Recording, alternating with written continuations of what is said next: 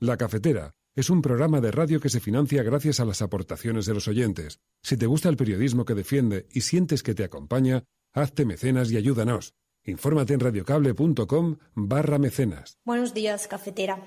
Soy Andrea de Elche, aunque ahora vivo en Berlín, y me hice mecenas ya hace unos meses, pero nunca he encontrado el momento de calma y tranquilidad para enviaros un mensaje, sobre todo de agradecimiento por vuestro programa. Os descubrí no hace mucho y realmente me encanta empezar el día con un café, con el olorcito y el sabor del café y con vuestras voces y ideas, conversaciones, discusiones, todo al mismo tiempo. Muchas gracias.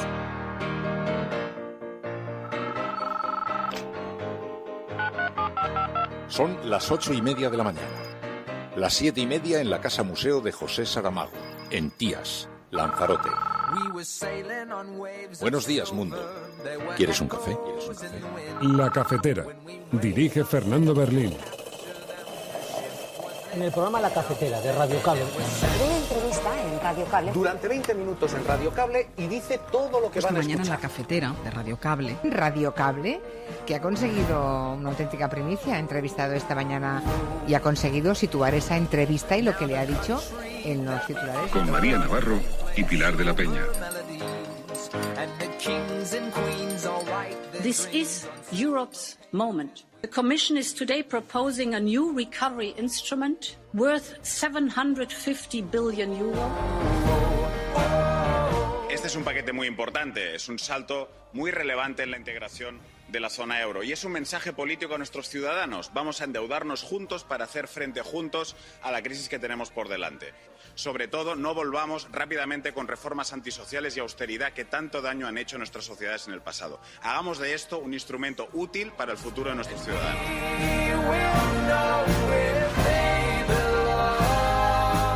Porque el pueblo boliviano está pidiendo elecciones muy prontas. Nosotros estamos a la espera de que el Tribunal Supremo Electoral pueda de una vez dar a conocer el calendario como corresponde.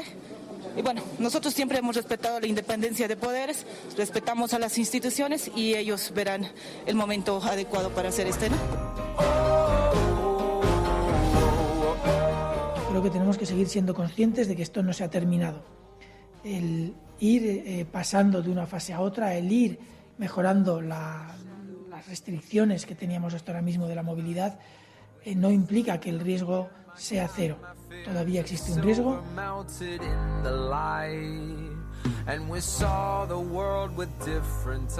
El programa de gobierno, señoría, permanece vigente y tengo que decirle, señor Rufián, que agradezco en primer lugar que su grupo se abstuviera y facilitara la investidura de este gobierno, porque si no era muy difícil responder a muchos de los desafíos que nos han surgido a lo largo de estos 70 días tras la pandemia, y agradezco también, señor Rufián, la actitud constructiva que ha tenido su grupo parlamentario.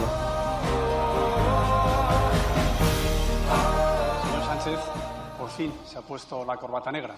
Ya si es capaz de contabilizar bien a los fallecidos, alcanzaría la nueva moralidad. Mira a su alrededor, no le queda ni un solo partido político al que engañar, ni un solo español al que mentir. Reflexione sobre lo siguiente. Si usted habla como Vox, actúa como Vox y vota lo que Vox, podemos inferir todos los que estamos aquí que si no es lo mismo, empieza a parecer lo mismo que la ultraderecha, y eso es un problema para la democracia española. Usted es el hijo de un terrorista. A esa aristocracia pertenece usted, a la del crimen político.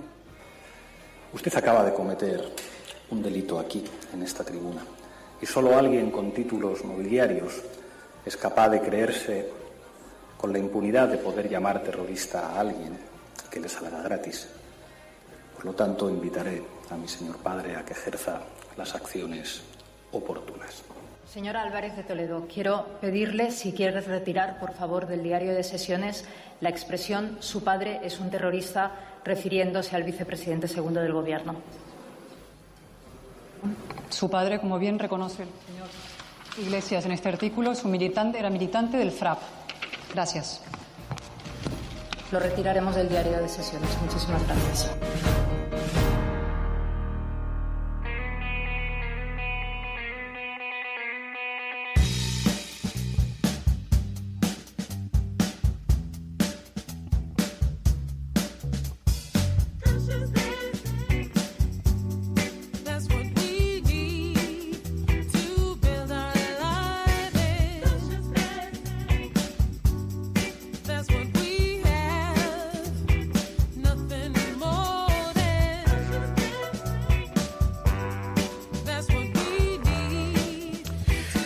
buenos días, cafetera. Bienvenidos una mañana más a este programa en el que vamos a tratar de analizar la actualidad, la información, las portadas de los medios de comunicación, la agenda setting, pero también hablaremos de internacional, información internacional, también de las otras noticias, de la agenda de la cafetera, aquellas otras noticias que no tienen espacio en los grandes medios de comunicación y que vosotros consideráis que tienen que tener su lugar en el panorama informativo. Bueno, tenemos muchas cosas de las que hablar. Ya habéis escuchado algunos de los momentos que se produjeron ayer durante la sesión de control al gobierno.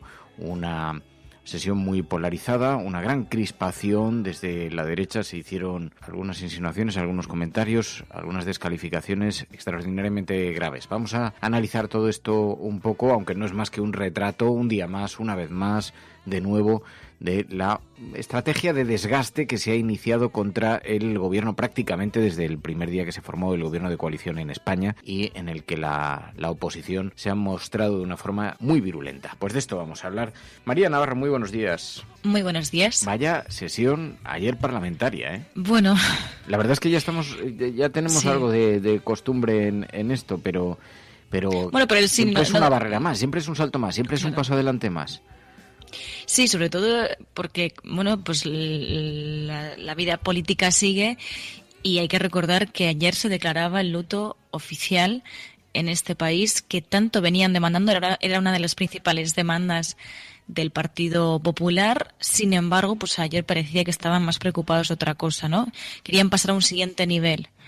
Y el siguiente nivel pues fue eso, ¿no? Ver a Cayetana Álvarez de Toledo y también a Pablo Casado haciendo una oposición muy, muy, muy dura y, bueno, acercándose cada vez más, ¿no?, al discurso duro de la extrema derecha. El caso es que yo creo que el error es que el Partido Popular piense que puede llegar a superar en radicalidad a la extrema derecha. Y la extrema derecha siempre podrá ir un paso más adelante hacia la radicalidad. Y el Partido Popular debería reaccionar y acercarse más a la moderación, porque en el extremo no va a tener ningún espacio. Decían en House of Cards que las elecciones son el tiempo para la crispación y en el entretiempo, en periodo no electoral, las posiciones moderadas son las que te acercan a la centralidad y las que permiten, bueno, que los electores te pierdan el miedo. Desde luego aquí ha saltado todo por los aires. Ayer vimos una sesión parlamentaria, como digo, extraordinariamente dura. Cayetana Álvarez de Toledo señaló al vicepresidente del gobierno, le llamó hijo de terrorista, porque su padre había militado en el FRAP, en un grupo de lucha antifascista, antifranquista, y había estado repartiendo octavillas y por eso había sido detenido, había pasado tiempo en la cárcel. Bueno, pues esto que es un delito que, por cierto, a un periodista muy conocido en España, Germán Terch, le condujo a tener que pagar una indemnización a Pablo Iglesias precisamente por haberle realizado un señalamiento similar. Ayer lo enarboló Cayetana Álvarez de Toledo, con todas las luces y taquígrafos que da la oposición en el Congreso de los Diputados. Cumplió un primer objetivo. Ayer iba yo por la calle, iba caminando por Madrid en la hora de los paseos y escuché una conversación detrás de mí, dos mujeres muy mayores, una que le decía: ¿pero tú sabías que era hijo de un terrorista, el vicepresidente? Así que el primer objetivo, instalar una idea, da igual las matizaciones, da igual lo que después se contase, da igual incluso los intentos de la presidenta del Congreso de los Diputados porque esa afirmación fuera retirada del diario de sesiones. Al final la idea, consiguieron instalarla en los medios.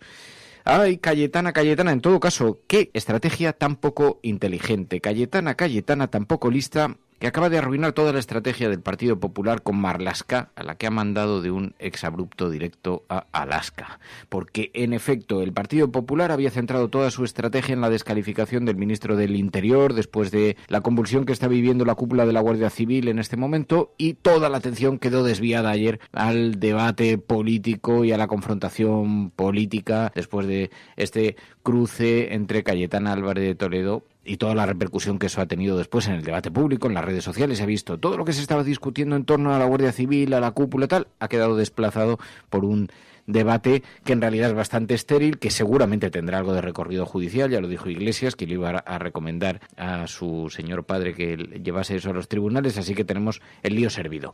Es verdad, no está en las portadas de los periódicos, porque en las portadas de los periódicos comenzaron los actos ayer precisamente en España de homenaje a los fallecidos por el coronavirus. Hubo un acto en el que participó la familia real y la imagen es portada en varios de los periódicos. 10 días de luto oficial que comenzaban ayer, como digo, con un acto de homenaje en el que participaron los reyes, así que esa imagen de portada hoy es fotografía en ABC, en El Mundo y en La Razón, que protagonizan la deriva informativa. Vamos a analizar esto, vamos a analizar la página de actualidad. Hoy es jueves, los jueves sabéis además que abrimos un paréntesis en la cafetera para hablar de memoria histórica y lo vamos a hacer junto a Emilio Silva, el presidente de la Asociación para la Recuperación de la Memoria Histórica. Vamos a aprovechar para preguntarle qué era el FRAP, ayer de lo que tanto se habló en el Congreso de los Diputados, para conseguir hacer una fotografía más o menos precisa, para que tengáis información más o menos precisa. Así que este es el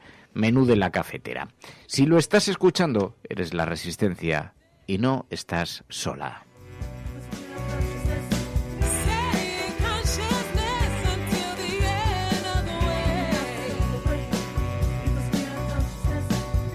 Pero sí hay un asunto hoy que protagoniza la información en Europa, ese es el del Fondo Europeo. Un Fondo Europeo, ayudas para un gigantesco plan de recuperación inédito de 500.000 millones de euros, de los cuales España podría recibir de ese Fondo Europeo 140.000 millones de euros.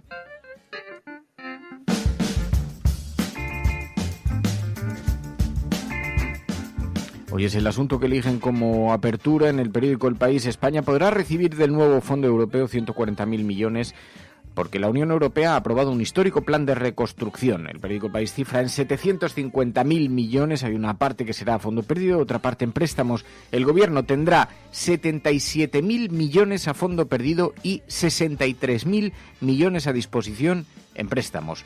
El mayor receptor será Italia, que podría recibir 170.000 millones de euros, seguido por España con esos 140.000 millones. Es un plan ambiciosísimo que pretende buscar una salida a la crisis económica derivada de la gestión de la batalla contra el coronavirus, del confinamiento que ha congelado la economía, la ha dejado en una situación paupérrima, y las instituciones europeas han diseñado un plan con el que pretenden alimentar las esperanzas y combatir el antieuropeísmo que tanto estaba calando en las sociedades europeas, combatir la precariedad, para lo que se dotaría de este plan una importantísima dotación económica, un plan de recuperación frente a la pandemia. Es una cifra que no tiene precedentes en la historia de la Unión. España será el segundo mayor receptor y por primera vez en los 70 años de la historia de la Unión Europea las ayudas contra una crisis serán mayoritariamente a base de subsidios antes que de créditos. La presidenta de la Comisión, Ursula von der Leyen, presentó en el Parlamento Europeo el plan que aún todavía tiene que sortear la resistencia de los países del norte,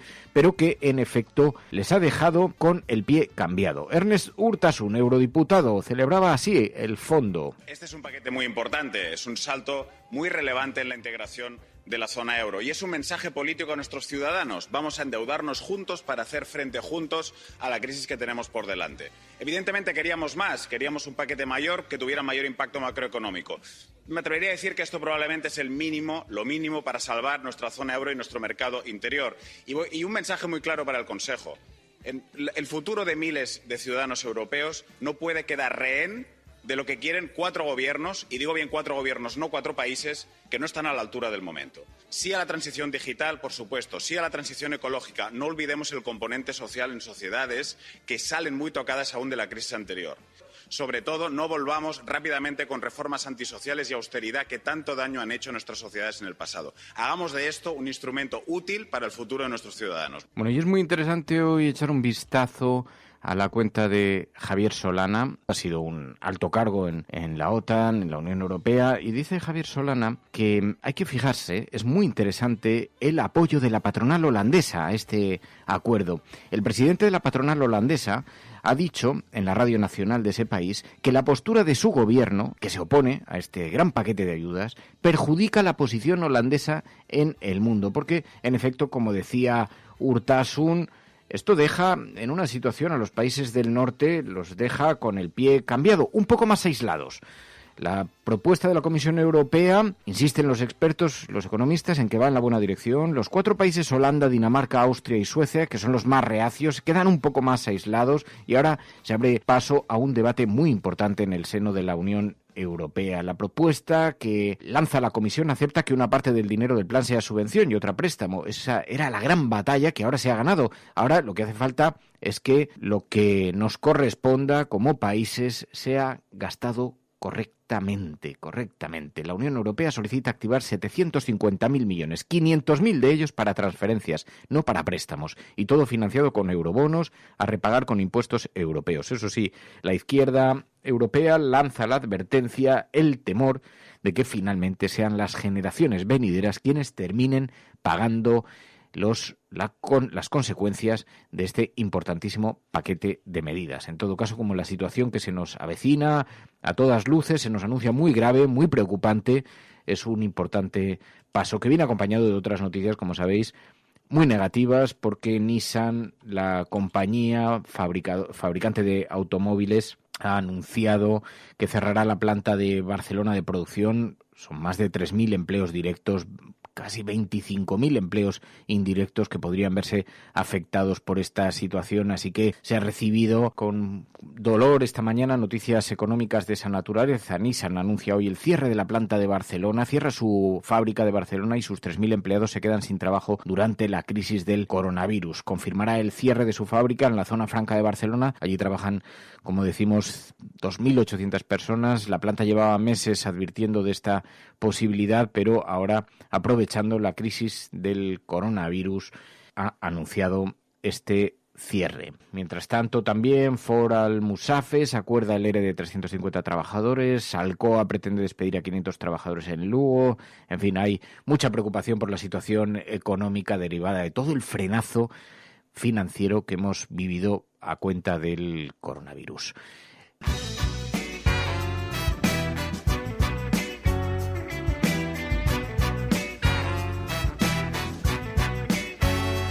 Llegan las portadas de los periódicos. La empresa japonesa Nissan cambia su estrategia en su alianza con Renault.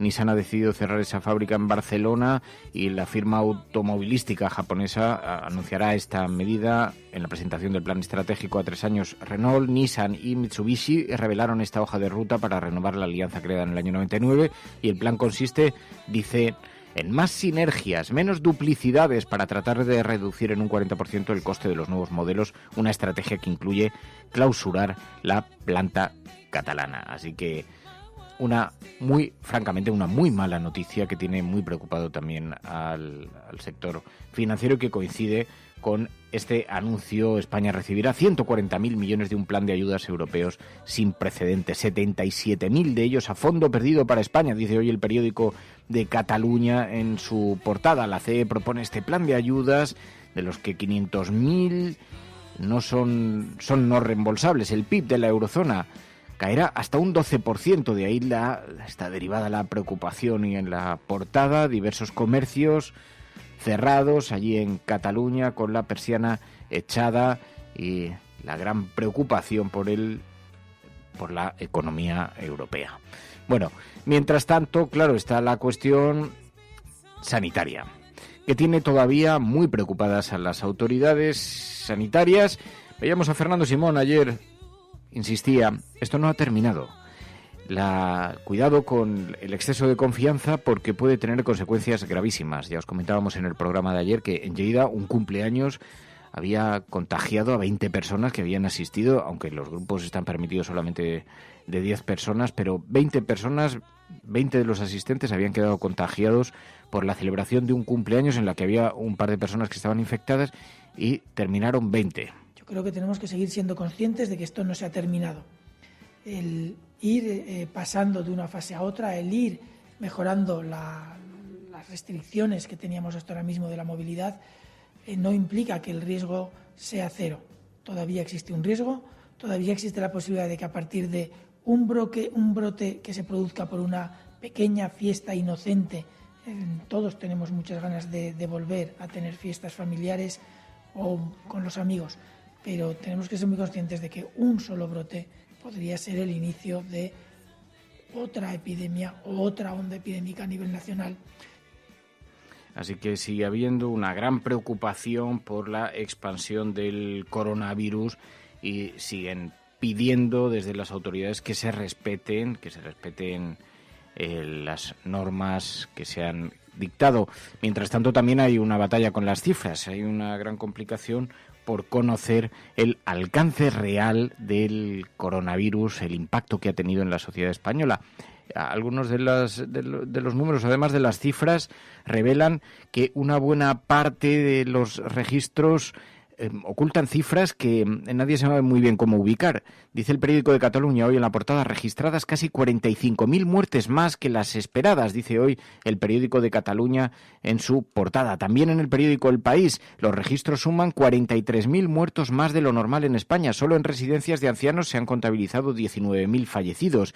Son 43.000 fallecimientos más de lo habitual constatados en los registros civiles entre el 1 de marzo y el 12 de mayo. 19.000 muertos se han producido en residencias de ancianos, 9.000 de ellos fuera de los recuentos oficiales. Las cifras ahondan cada día en la magnitud de la pandemia del coronavirus en España, que ya remite, pero que se ha cobrado oficialmente, sin embargo, hasta 27.000 vidas, de las cuales hay un desfase entre esa otra cifra, la de los 43.000 muertos, que pueden ser derivados, puede ser gente que ha fallecido con el coronavirus pero tenía otras patologías, puede ser gente que no ha entrado por alguna razón en las estadísticas, pero en todo caso la dificultad es extraordinaria para establecer una cifra precisa sobre el número de fallecidos. Dice el periódico de Cataluña que mientras tanto en Estados Unidos ya se contabilizan por más de 100.000 personas, 100.000 fallecidos por el virus. Es casi un tercio de los de todo el planeta.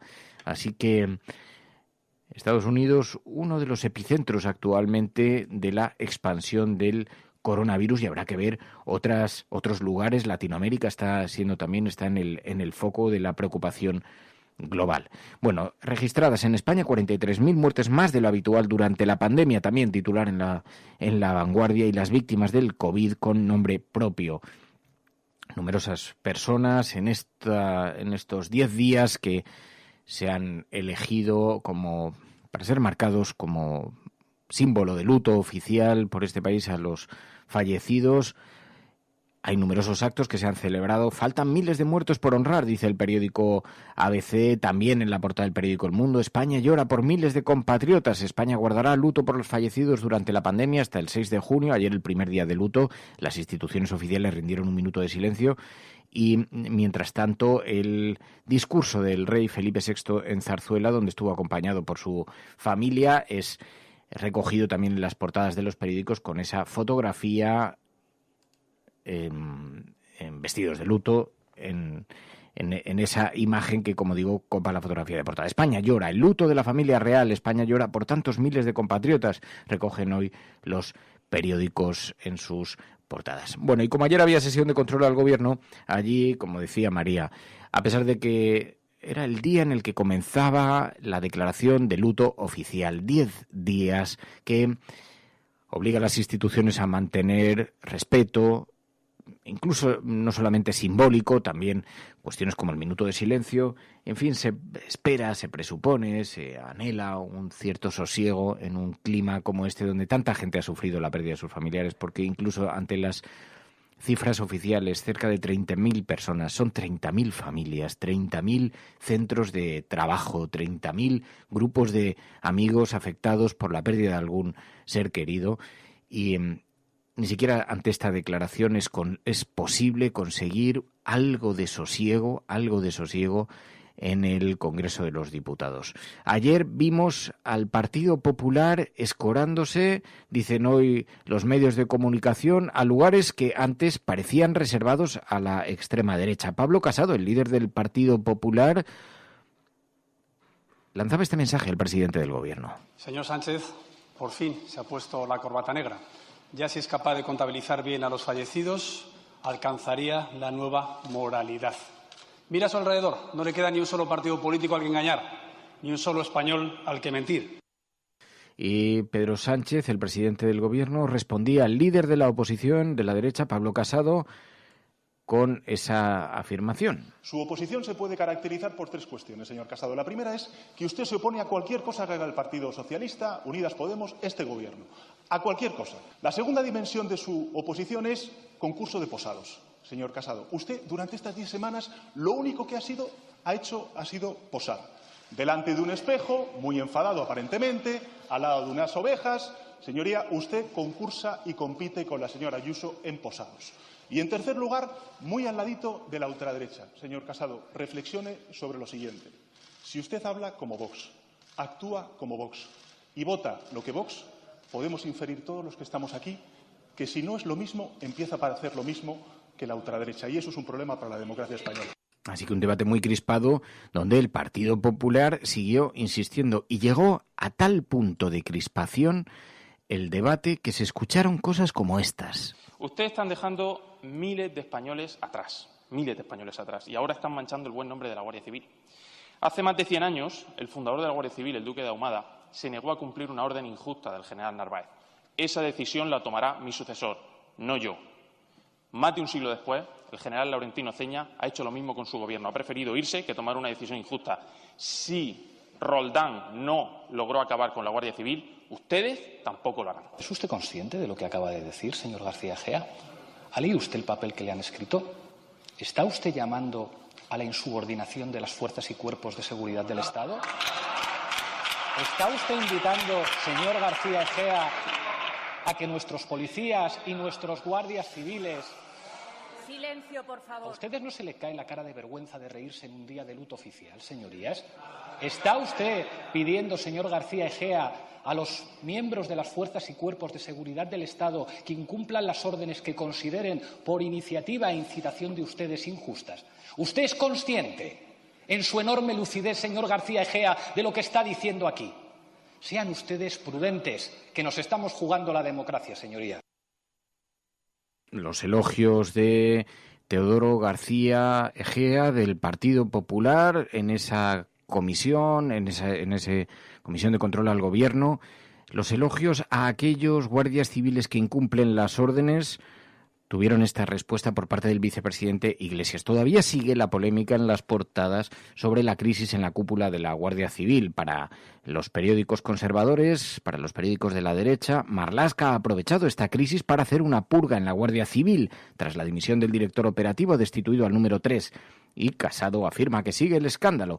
Bueno, pero mientras tanto, lo que ha ido siendo cada vez más estudiado, más conocido, más analizado, ha sido el informe sobre el 8M, el informe que ha motivado toda esta gran crisis en la cúpula de la Guardia Civil, un informe ad hoc que fue entregado a una juez, donde se pretendía buscar una relación entre la convocatoria de la manifestación feminista y la expansión del coronavirus, un informe realizado por la Guardia Civil y que estaba lleno, según hoy informan medios como la cadena SER, el periódico El País, el diario.es, que fue quien primero analizó ese documento, un informe plagado de errores, de fallos, de bulto, además algunos muy importantes como los días en los que fue declarado por la Organización Mundial de la Salud el comienzo de la pandemia, y otros tantos bulos que corrieron por las redes sociales sobre la manera en la que se fue propagando la convocatoria del 8M, recortes de OK Diario.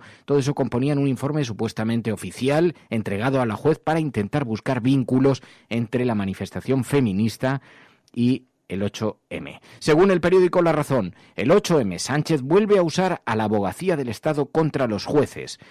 La responsable del área penal que rebajó a sedición el 1 de octubre tacha de causa general contra el gobierno la investigación por la marcha. Ya sabéis que hay una juez que, tras una denuncia de un particular, ha iniciado una investigación para saber si hay vínculos entre la convocatoria del 8M, que fue alentada por el gobierno, entre otros, también por numerosas organizaciones feministas, también por numerosas personas que coinciden en que el 8M es la forma de visibilizar las grandes injusticias que hay en torno a los derechos de la mujer. Bueno, pues intentaban señalarlo como propagadores del virus. Según la responsable de los servicios jurídicos del Estado, esta investigación que ha abierto la jueza, esta investigación que analiza si se debió autorizar la marcha feminista del 8M, en realidad tiene una sospechosa celeridad. por investigar lo que la Abogacía del Estado considera meras sospechas e hipótesis, sin indicios delictivos. Esto es el documento que ha elaborado ahora la Abogacía del Estado, señalando a la juez, diciendo que a pesar de la urgencia la celeridad con la que ha abierto esta investigación, no parece que fuera ahora mismo objeto de señalamiento legal y que fuera justificado. Así que la Abogacía del Estado ha soltado un jarro de agua fría a toda esta investigación. Para el periódico La Razón, esto no es más que una utilización perversa de Pedro Sánchez, de la Abogacía del Estado, para criticar a la justicia. Bueno, este es el lío judicial que tenemos. Esta es la polémica parlamentaria que tenemos, que luego ahora escucharemos algún fragmento más, algún momento más. Pero, María, es imposible conseguir algo de sosiego, algo de tranquilidad en el debate público. Es verdad que no había que ser muy... Ahora vamos a entrar un momento en el territorio del análisis y de la opinión, más allá de la información de lo que ocurrió ayer. Pero sabíamos en todo caso que esta legislatura iba a ser una legislatura extremadamente difícil, donde se iba a recurrir a los tribunales para hacer oposición política, donde las críticas iban a ser feroces, habida cuenta de que los equilibrios parlamentarios obligaban a pactar con partidos independentistas, a obtener votos en algunas votaciones de Bildu, algo que por la derecha y la extrema derecha no iba a ser precisamente bien recibido. Así que todo auguraba que iba a ser una legislatura difícil. Pero estamos llegando a unos límites que nunca se habían conocido. Bueno, es que además yo creo que hay que mirar al origen de todo esto, ¿no? El origen es el objetivo, diría mejor. El objetivo es deslegitimar el gobierno actual. Lo hemos visto, ¿no? Ni siquiera ante una pandemia, ni siquiera después de pedir el luto oficial, da igual. El objetivo es deslegitimar al gobierno. Y ayer lo volvimos a ver en el Congreso de los Diputados. Además, yo creo que esto hay que analizarlo en su contexto. Estamos en un contexto en el que, insisto, la sociedad sale muy frágil de todo esto. Llevamos meses confinados. El país lleva en estado de alarma durante semanas. Y aún así seguimos viendo a una oposición que llama a la crispación, porque ¿qué aporta la intervención de Cayetana Álvarez de Toledo de ayer, llamando hijo de terrorista al vicepresidente del Gobierno? ¿Qué es lo que aporta para la situación actual en el país? Pidieron el luto oficial, eso aporta al debate público y también pues a la situación actual en general, ¿no? Pero ¿qué aporta llamar hijo de terrorista al vicepresidente del Gobierno? Y luego además, incluso analizándolo desde la parte de estrategia política del Partido Popular, creo que es muy mala estrategia, porque se olvidan de que la extrema derecha ya tiene un líder y ya tiene partido, y o reaccionan y se dan cuenta de esto, o Pablo Casado y el Partido Popular van directos a hundirse, ¿no? Y hay que recordarles que ellos tienen un papel muy importante y son el principal partido de la oposición. Si ellos ceden su puesto a la ultraderecha sería el principal partido de la oposición en este país. Y eso deberían mirarlo no solamente por su bien como partido, como el Partido Popular, por su bien como partido, sino también por la democracia, ¿no? Creo que tienen un papel muy importante, tienen una responsabilidad muy importante el Partido Popular, que creo que no solo no asuman, sino que ni siquiera se la creen. Yo creo que están más atentos a lo que hace la extrema derecha, están más atentos a mirar al retrovisor sobre lo que hace la extrema derecha que sobre el papel que ellos tienen o que deberían tener como principal partido de la oposición. Pero fíjate que yo no creo que se trate tanto de hacer un retrato similar al de Vox o la extrema derecha, como explorar uno de los caminos que al Partido Popular le ha dado muy buenos réditos electorales. Desde aquel usted se ha arrodillado ante ETA, que Mariano Rajoy dijo contra José Luis Rodríguez Zapatero, las durísimas palabras que le dirigió a Felipe González José María Aznar desde la tribuna, desde donde se le calificaron de corrupto. Recordamos aquel váyase señor González, donde los GAL fueron colocados por primera vez la lucha antiterrorista que hasta entonces había sido considerada dentro del pacto del consenso de Estado, se colocó por primera vez contra el gobierno y la oposición lo utilizó políticamente por primera vez y cambió las reglas completamente del juego y el terrorismo se introdujo en el debate político. La oposición del Partido Popular ha tenido algunos momentos que han sido verdaderamente bochornosos. Estamos viviendo un momento muy, muy, muy, muy preocupante, todo el mundo es consciente, donde han reavivado los fuegos de los peones negros. Aquellos, ¿os acordáis? Aquella figura de los teóricos de la conspiración que estuvieron elucubrando y señalando a Rubalcaba como artífice de los atentados del 11 de marzo, que incluso hubo en ocasiones hasta editoriales y titulares en periódicos que señalaban la posible complicidad del gobierno de José Luis Rodríguez Zapatero con los atentados del 11M. El Partido Popular esto ya lo ha explorado en otras ocasiones y siempre le ha producido réditos electorales muy importantes. Yo recuerdo precisamente cuando empezó además a acusar de haber hecho cesiones a ETA, cuando Mariano Rajoy dio un paso atrás y le sucedió Pablo Casado.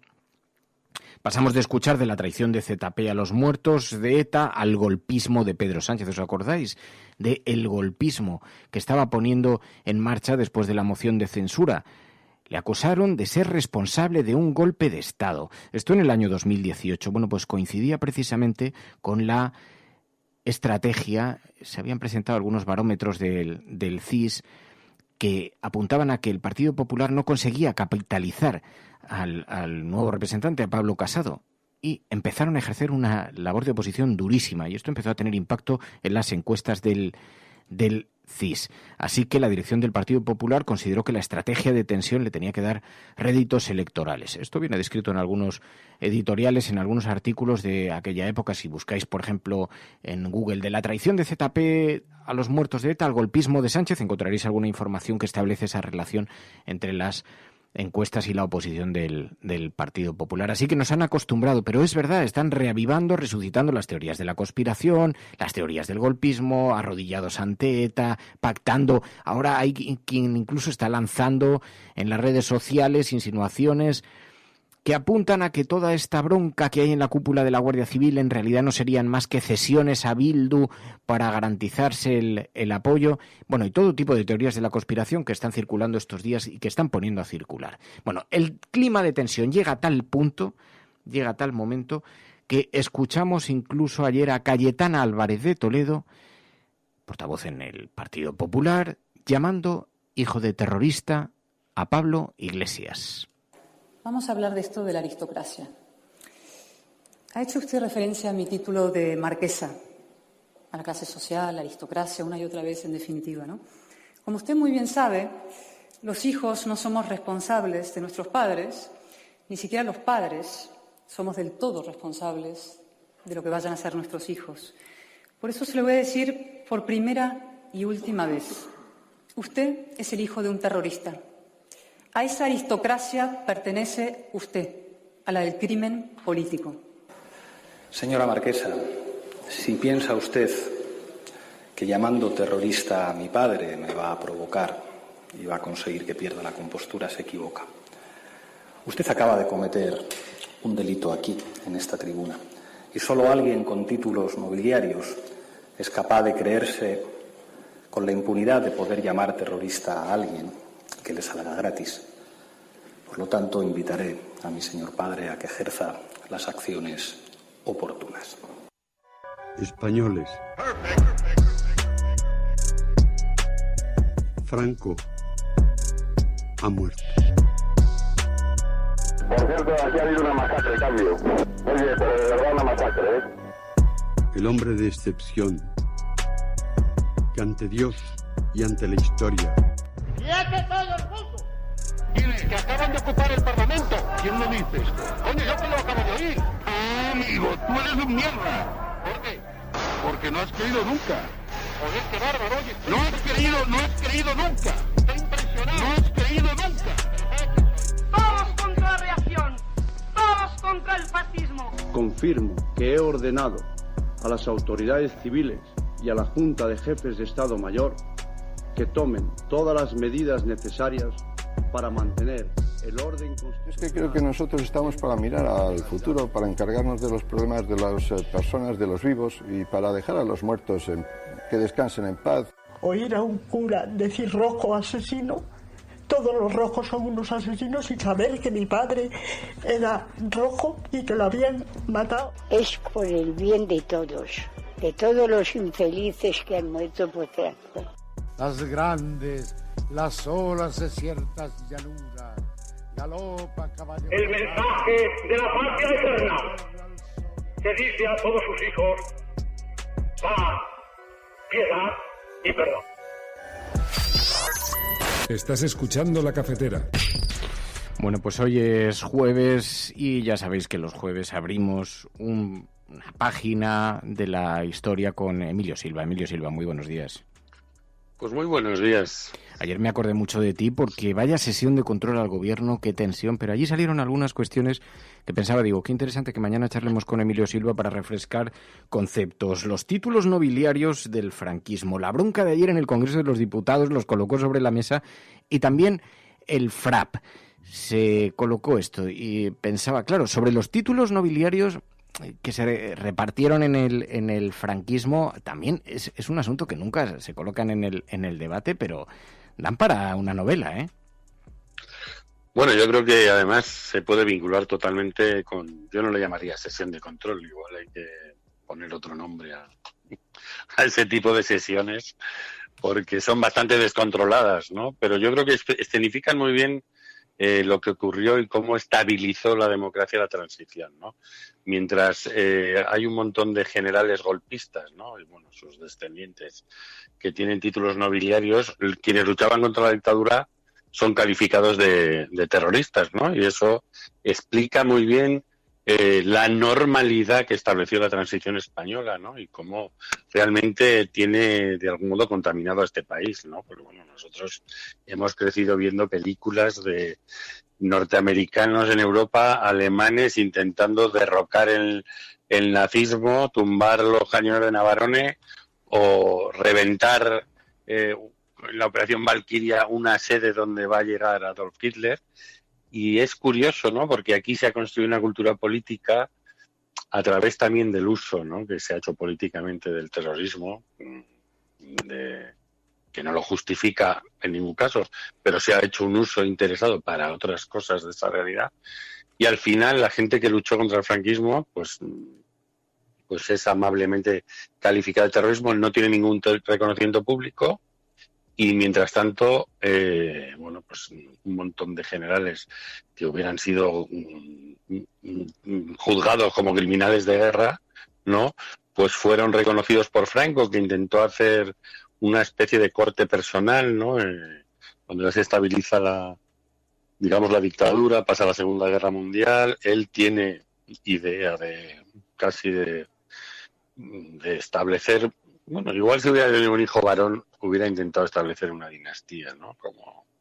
Como otras que hay por ahí, pero en ese caso lo que hace es crearse una especie de escudo personal, que es el escudo con el que cubrieron el ataúd sus descendientes cuando sacaron sus restos del Valle de los Caídos, y él, bueno, pues intenta establecer una especie de nobleza y tiene que ir acompañado de gente que le ha seguido en sus hazañas, ¿no? Y bueno, además con los mismos argumentos, quiero decir que muchas veces los títulos nobiliarios a menudo son resultado de esclavismo, de violencia, de victorias militares hipersangrientas, ¿no? Entonces él empieza a dar estos títulos nobiliarios, empieza con Primo de Rivera, ¿no? Porque bueno, tiene siempre que lanzar un anzuelo, digamos, al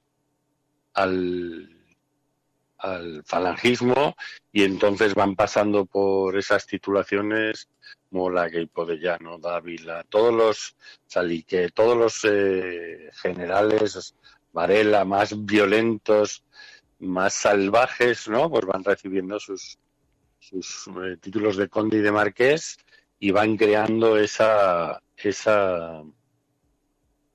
corte, ¿no? Franquista a su alrededor, lo cual es una vergüenza, ¿no? Y luego vemos por otro lado, pues que quienes lucharon contra la dictadura y que esta democracia debería reconocer públicamente, pues no es que no tengan ningún título nobiliario, ¿no? Es que su historia ni siquiera está contada en 3 renglones de un libro de texto.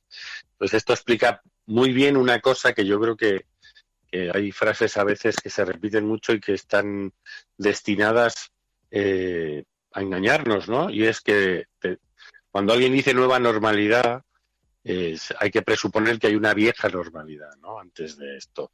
Y en España ha habido 40 años de anormalidad, ¿no? Entonces no tenemos una nueva normalidad. Volveremos a la nueva anormalidad, salvo que la cambiemos, ¿no? Que eso hay una parte, digamos, que está en nuestras manos. Sí, pero hasta el punto de que se ha instalado en el debate público la posibilidad de que alguien que combatió contra el fascismo, contra el franquismo, sea tachado de terrorista, pero hasta tal punto que decían, sí, aquellos que estaban detrás, bueno, habría que conocer cosas de lo que ocurrió contra Carrero Blanco, contra insignes figuras del franquismo, y la lucha contra el franquismo de pronto en la dialéctica española se asimila a atentados terroristas. Tanto es así, también es verdad que estamos viviendo una estrategia de la derecha que es siempre hacia adelante, nunca un paso atrás, incluso aunque cometa flagrantes errores jurídicos como el que ayer cometió Cayetana Álvarez de Toledo, que puede tener consecuencias para ella si acaba en los tribunales, porque las tuvo para Germán Terch por un comentario similar. Pero ayer Cayetana Álvarez de Toledo, lejos de dar marcha atrás, no solamente insistió en que permaneciera en el diario de sesiones, protestó cuando la presidenta le dio la oportunidad de retirarlo, no quiso y aún así la presidenta lo retiró, pero es que después en Twitter volvió a preguntar ¿cómo se llama el que milita en una organización terrorista? Marqués, y ¡pum!, publica una imagen y un link sobre el FRAP. Y así una y otra vez. Y lejos de dar marcha atrás, vuelve a insistir otra vez por la mañana. El FRAP, y recordando pues algunos de los actos del FRAP. ¿Qué era el FRAP exactamente, Emilio? Bueno, el FRAP es una organización que surge en el exilio, digamos, se planifica fuera de España, ¿no? En torno a una figura que también, bueno, pues este debate que ha pasado en el Parlamento ya pasó hace unos años con el fundador o el líder, digamos, de la idea del FRAP, que fue Julio Álvarez del Valle. Es un hombre que nació cerca de Madrid, en Villaviciosa de Odón, y hace unos años se propuso ponerle una calle. Él había sido ministro durante la República, y el combate del Partido Popular fue exactamente ¿no? No se merecía esa calle porque había sido fundador de una organización terrorista. ¿Qué es el FRAP? Pues el FRAP es un grupo revolucionario antifascista y patriota, ¿no? Esta palabra, de dejarlo ahí clavada, que se funda a principios de los 70 y que nace, entre comillas, de una pelea política en el exilio, ¿no? De gente que no está de acuerdo con la línea que lleva Santiago Carrello, de reconciliación nacional, de perdonárselo, digamos, todo a los franquistas, ¿no? Y hacer un punto y aparte. Y bueno, pues dentro de esa reflexión que se da en el exilio, Álvarez del Valle, que es un hombre que además había militado y sus puestos en la República fueron representando al Partido Socialista Obrero Español, digamos que se va alejando o nunca estuvo en esas posiciones cuando las plantea el PC, y entonces en torno a una serie de organizaciones se crea el partido, bueno, la gesta que luego será, digamos, entre comillas, el heredero del FRAP, el Partido Comunista Marxista-Leninista. Y es una organización que crea un montón de brazos, digamos, en torno, ¿no? Crea la OSO, que era la oposición sindical obrera, crean además una Unión Popular de Artistas que tiene una revista que se imprimía en Vientos del Pueblo en los años 70 con un diseño maravilloso. O sea, había gente ahí muy potente. Bueno, en esta Unión Popular de Artistas pues estaba gente como Pachi Andión, ¿no? Que además en los años 70 Rocío Dúrcal también los apoyó mucho, ¿no? Gente que sorprendentemente, y los apoyó económicamente, ¿no? O sea, porque era gente que entonces vendía muchos discos y estaba en ese proyecto político, ¿no? Que tuvo que ver también, o tuvieron que ver bastante con una huelga de actores que hubo en el año 74, y luego pues ellos planteaban la lucha armada contra la dictadura, ¿no? Porque era un enemigo a derrotar. Era el que había destrozado la democracia española. Llevaba, cuando ellos empiezan, digamos, a organizarse, 35 años torturando, de vez en cuando seguían asesinando, quitándonos la libertad, ¿no? Y ellos querían acabar con ese pisotón en la cabeza de toda la sociedad española. De sus atentados hay algunos que no están muy claros, ¿no? Siempre fueron, en todo caso, contra las fuerzas de seguridad del Estado, y de hecho, bueno, pues en los últimos fusilamientos del año 75, pues hay miembros del FRAP, ¿no? Porque hay 3 militantes que que han sido detenidos y que serán fusilados en esos años. Bueno, en esa época hay que tener en cuenta además que era una organización muy atomizada, con células, con mucha gente que no se conocía. Bueno, pues y es curioso, ¿no? Según hay una historiadora, Ana Domínguez Rama, que hizo su tesis doctoral sobre el FRAP, y una de sus tesis era que era la organización que luego se transformó en el Partido Comunista cuando abandonó la lucha y se transformó en el Partido Comunista Marxista-Leninista, ¿no? Se disolvió ahí. Y ella ha estudiado que en el FRAP era la organización política donde había más descendientes de republicanos, ¿no? O sea, había ahí una línea directamente de conexión familiar con republicanos. Y de hecho, cuando ellos se disuelven en el PCML, son los que promueven un tribunal cívico internacional contra los crímenes del franquismo, donde participa el hijo de Bertrand Russell, para crear un tribunal Russell, y los que en 1986 hacen una cosa absolutamente rompedora en la España de post-dictadura y post-golpe de Estado del 81, que es un homenaje de 3 días en el Templo de Boda en Madrid. Eligen un sitio donde había estado el cuartel de la Montaña en la guerra y hacen un homenaje a las víctimas del franquismo, por donde pasan Alberti, Paco Ibáñez. Bueno, están ahí 3 días haciendo un homenaje, lo hacen en septiembre buscando la coincidencia con los últimos fusilamientos de la dictadura, y ellos, bueno, digamos que luego ya se disolvieron, ¿no?, en la política española. Algunos militaron en otras organizaciones, pero ellos mantuvieron ese espíritu, digamos, de conexión de la República del 31 y del 36 al 86, ¿no? Son 50 años después cuando hacen este homenaje, ¿no? Entonces, bueno, pues lo que ocurrió ayer, que es muy usual, ¿no?, y es utilizar la palabra terrorista, y de hecho hay un decreto franquista cuando Franco, que no sé si es de mayo del 75, ¿no?, cuando el presidente se empieza a usar desde ese lenguaje, ¿no?, del terrorismo contra, o sea, la dictadura utiliza ese lenguaje contra quienes luchan contra ella, ¿no?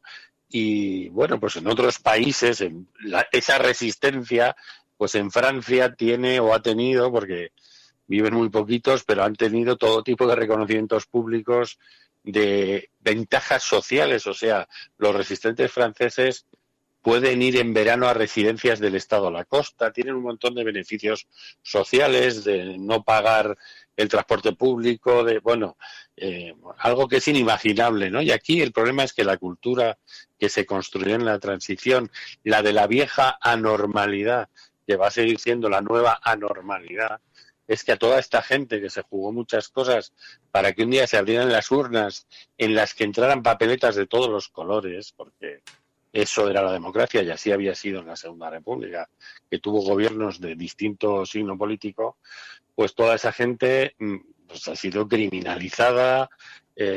Su historia no ha sido, digamos, en ningún medio de cultura de masas, voy a decir, bien contada, ¿no? Entonces, bueno, pues esa gente, muchas ha ido muriendo, como ya hemos hablado algunas veces, ¿no?, sin ningún reconocimiento del Estado y a veces con esa criminalización, ¿no?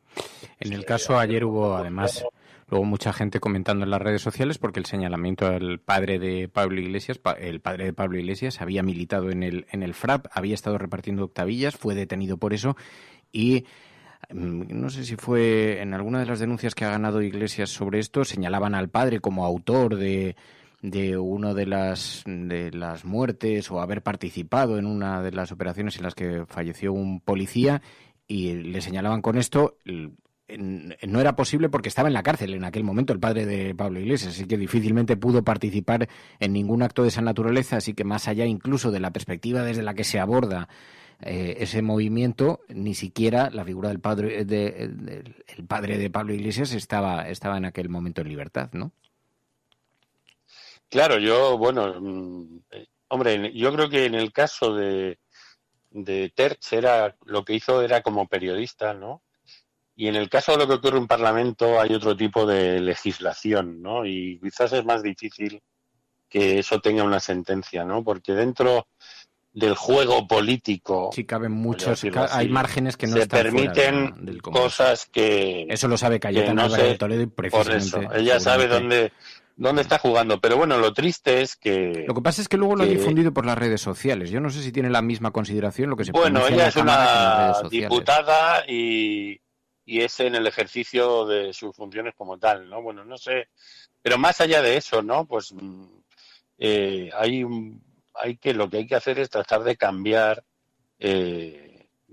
esa cultura, ¿no? Porque la cultura hegemónica que impuso la transición, precisamente, pues lo que hacía era salvar la cara de muchos franquistas, ¿no? Que habían hecho carrera, como el señor Manuel Fraga, que fue antes de los 30 años catedrático, pues gracias a, entre comillas, a que era un trepa y a una universidad que había quedado esquilmada. Y para eso recomiendo un libro de Gregorio Morán, el maestro en el Erial. Es brutal para explicar cómo quedó arrasada la inteligencia española después de la guerra. Y bueno, yo creo que lo que hay que hacer es, esto es una lucha cultural, ¿no? Y aquí hay todavía imposiciones que funcionan como un reloj. Entonces, la mayoría de la gente piensa que el franquismo fue otra cosa o lo justifica, ha sido maleducada en esos términos y una falta de cultura política, pues nos hace llegar a esos lugares, ¿no? Donde gente, pues Nelson Mandela también era un terrorista, quiero decir, gente que luchaba contra un apartheid, porque aquí tuvimos un apartheid español. O sea, aquí había unos que tenían todos los derechos y luego otros que tenían el derecho a vivir, servirles o emigrar, ¿no? Y yo creo que allí tenemos, y nos estamos chocando constantemente con este problema, ¿no? Tuve yo una comida hace años donde estaba un hombre que luego fue presidente de Alemania, Joaquín Gauck. Y este era el hombre que había abierto los archivos de la Stasi, de la Policía Política de la Alemania del Este, ¿no? Y presidía una gran fundación. Entonces, en la comida había mucha gente, que había vivido la transición, y él preguntó por la transición, ¿no? Y todos contaban, entre comillas, maravillas, hasta que hablé yo. Y yo, quiero decir, yo no critico la transición. Fue como fue vamos a decirlo así, ¿no? Se iban a meter los militares en Carabanchel, ¿no? Y a tirar las armas. Pero a mí lo que me parece más molesto y más dañino es el relato que se hizo de qué significó la transición, ¿no? Y entonces todos hablaban, y cuando acabó Gauck dijo, fue brutal lo que dijo, ¿no? Dice, para un país barrer debajo de la alfombra hechos tan graves puede parecer a corto plazo un gran beneficio colectivo, ¿no? Pero a medio y largo plazo el coste político que va a tener para esa sociedad no haber reparado ese daño y no haber puesto las cosas en su sitio va a ser muy grande, ¿no? Y lo llevamos viviendo mucho tiempo, ¿no? Aquí está esta impunidad que hace que puedan ocurrir estas cosas. Pues, Emilio Silva, gracias. Ya te habrás desconfinado algo, ¿no? Bueno, ayer cumplió mi hija unos añitos, unos pocos, 22 años. Y ayer estuve con otras 8, éramos 9 personas en una terraza celebrándolo. Así que bien distanciados y cuando nos vieron a 9 juntos vino hasta la policía a contarnos, a ver si... ¿Ah, sí? A ver si nos llegábamos a 10. Sí, se bajaron del coche y vinieron ahí a ver si nos llegábamos a 10. Así que ya he tomado el sol unos minutos y he visto a mis hermanas porque llevaba meses sin verlas. Bueno, pues ya poco a poco vamos recuperando la normalidad. La normalidad. Sí. La nueva normalidad. Emilio Silva, gracias. Cuidarse todo el mundo, abrazos. Seguimos aquí en la cafetera, que todavía tenemos un montón de cosas que abordar en el programa.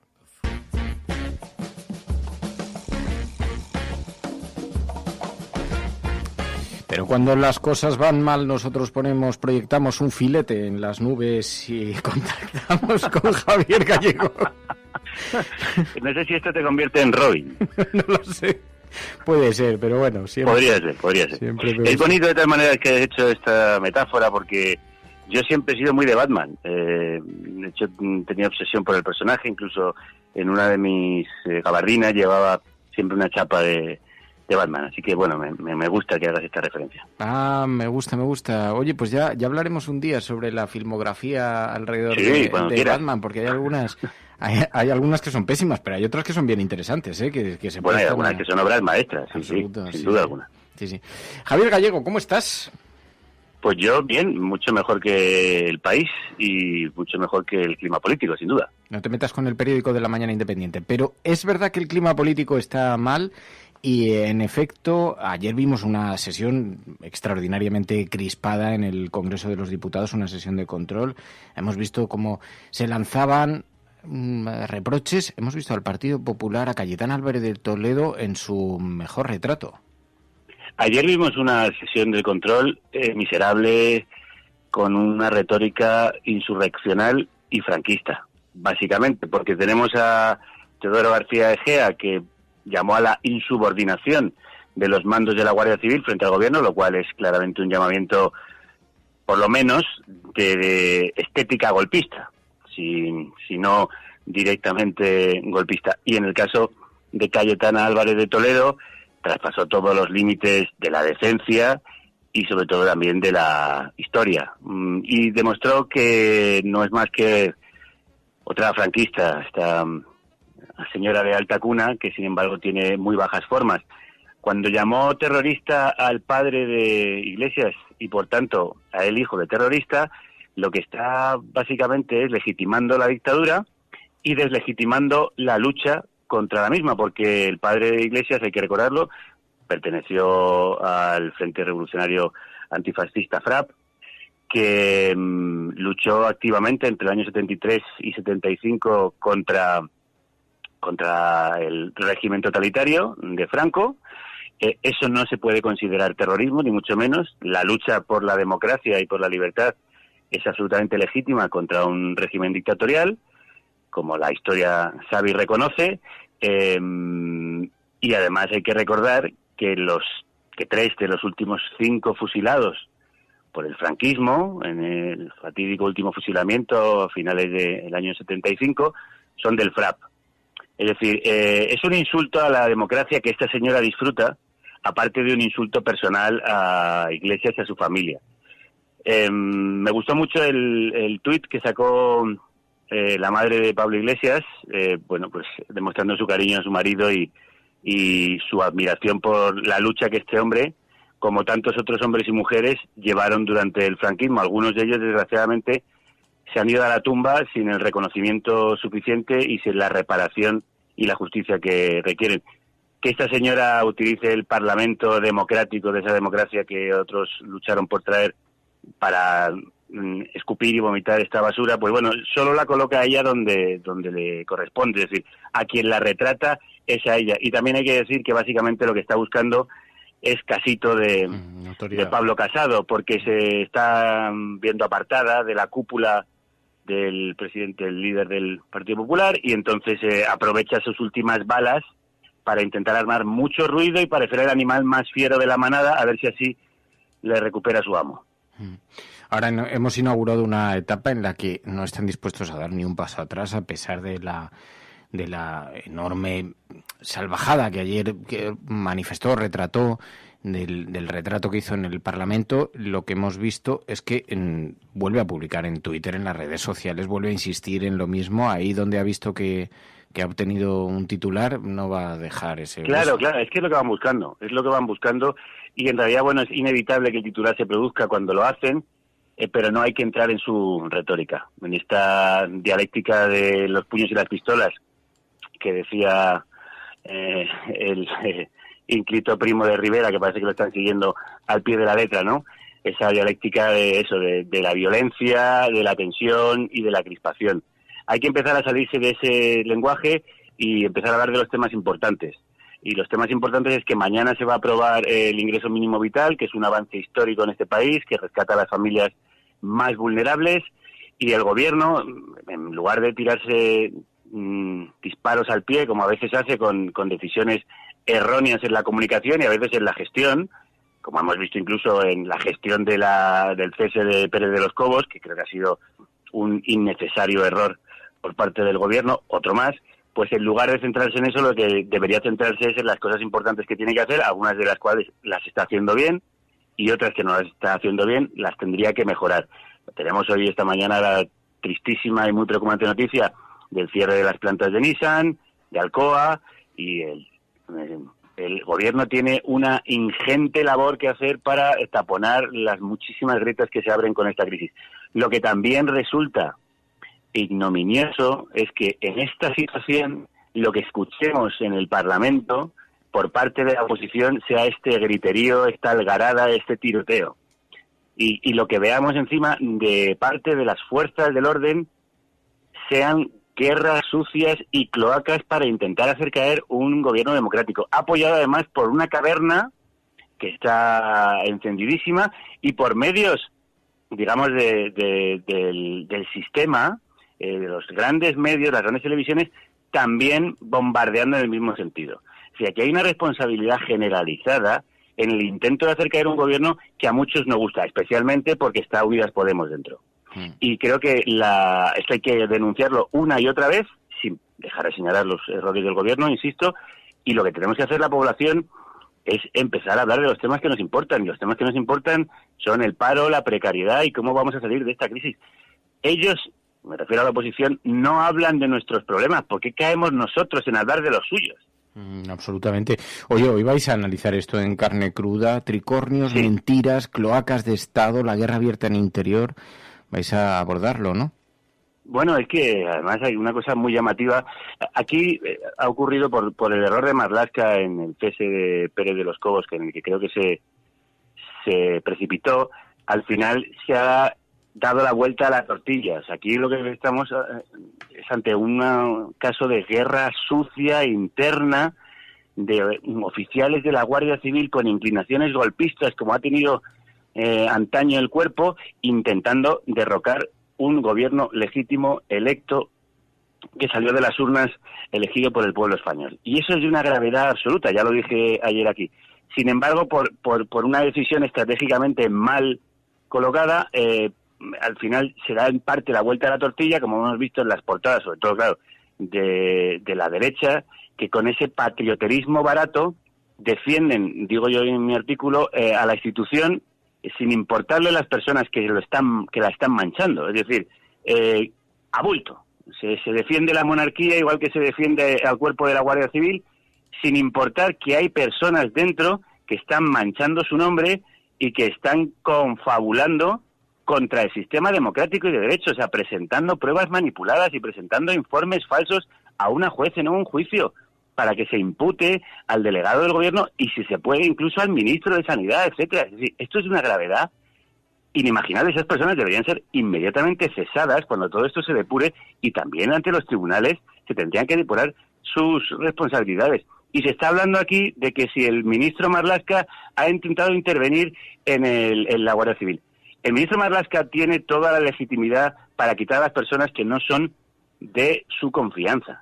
El problema es que lo ha hecho muy malamente, lo ha ejecutado muy malamente.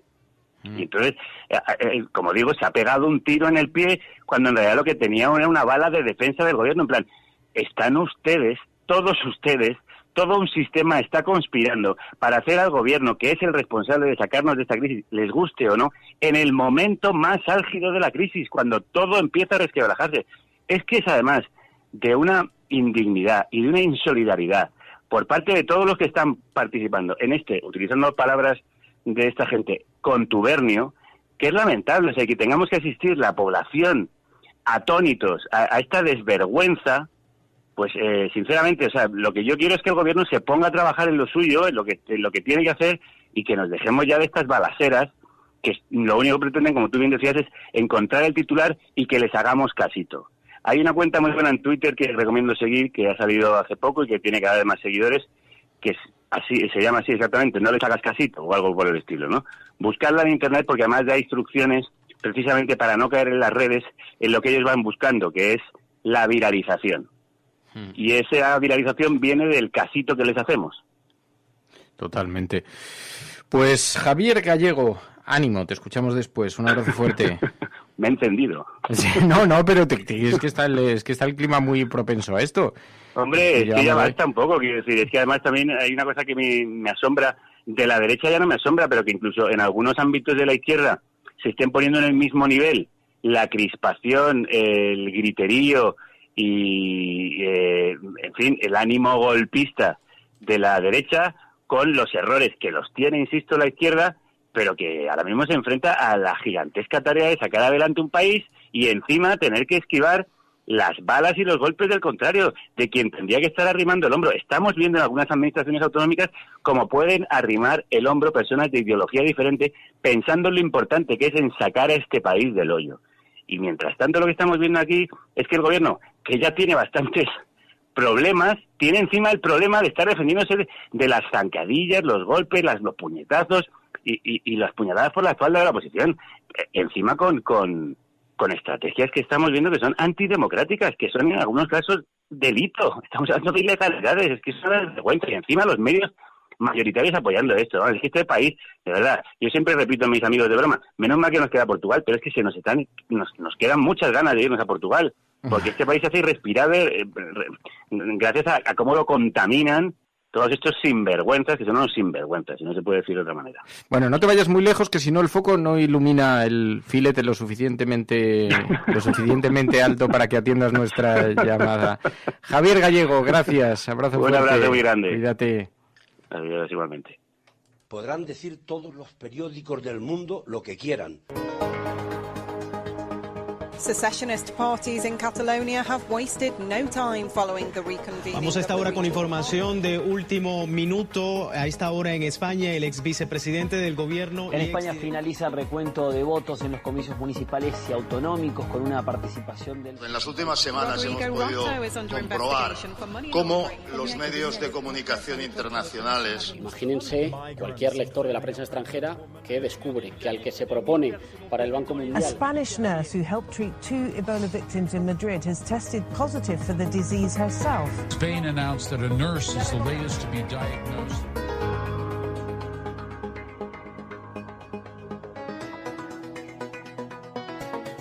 Pues en efecto, si ponemos el satélite a funcionar y observamos dónde están los epicentros informativos en este planeta, nos tenemos que detener, en primer lugar, en Estados Unidos. Sabéis que hay una gran polémica en torno a las redes sociales. Donald Trump ha sido señalado, algunos de sus tweets han sido señalados por la red social Twitter como propagadores, o por lo menos sospechosos de propagar las fake news o de dudosa o de ser portadores de informaciones de dudosa procedencia.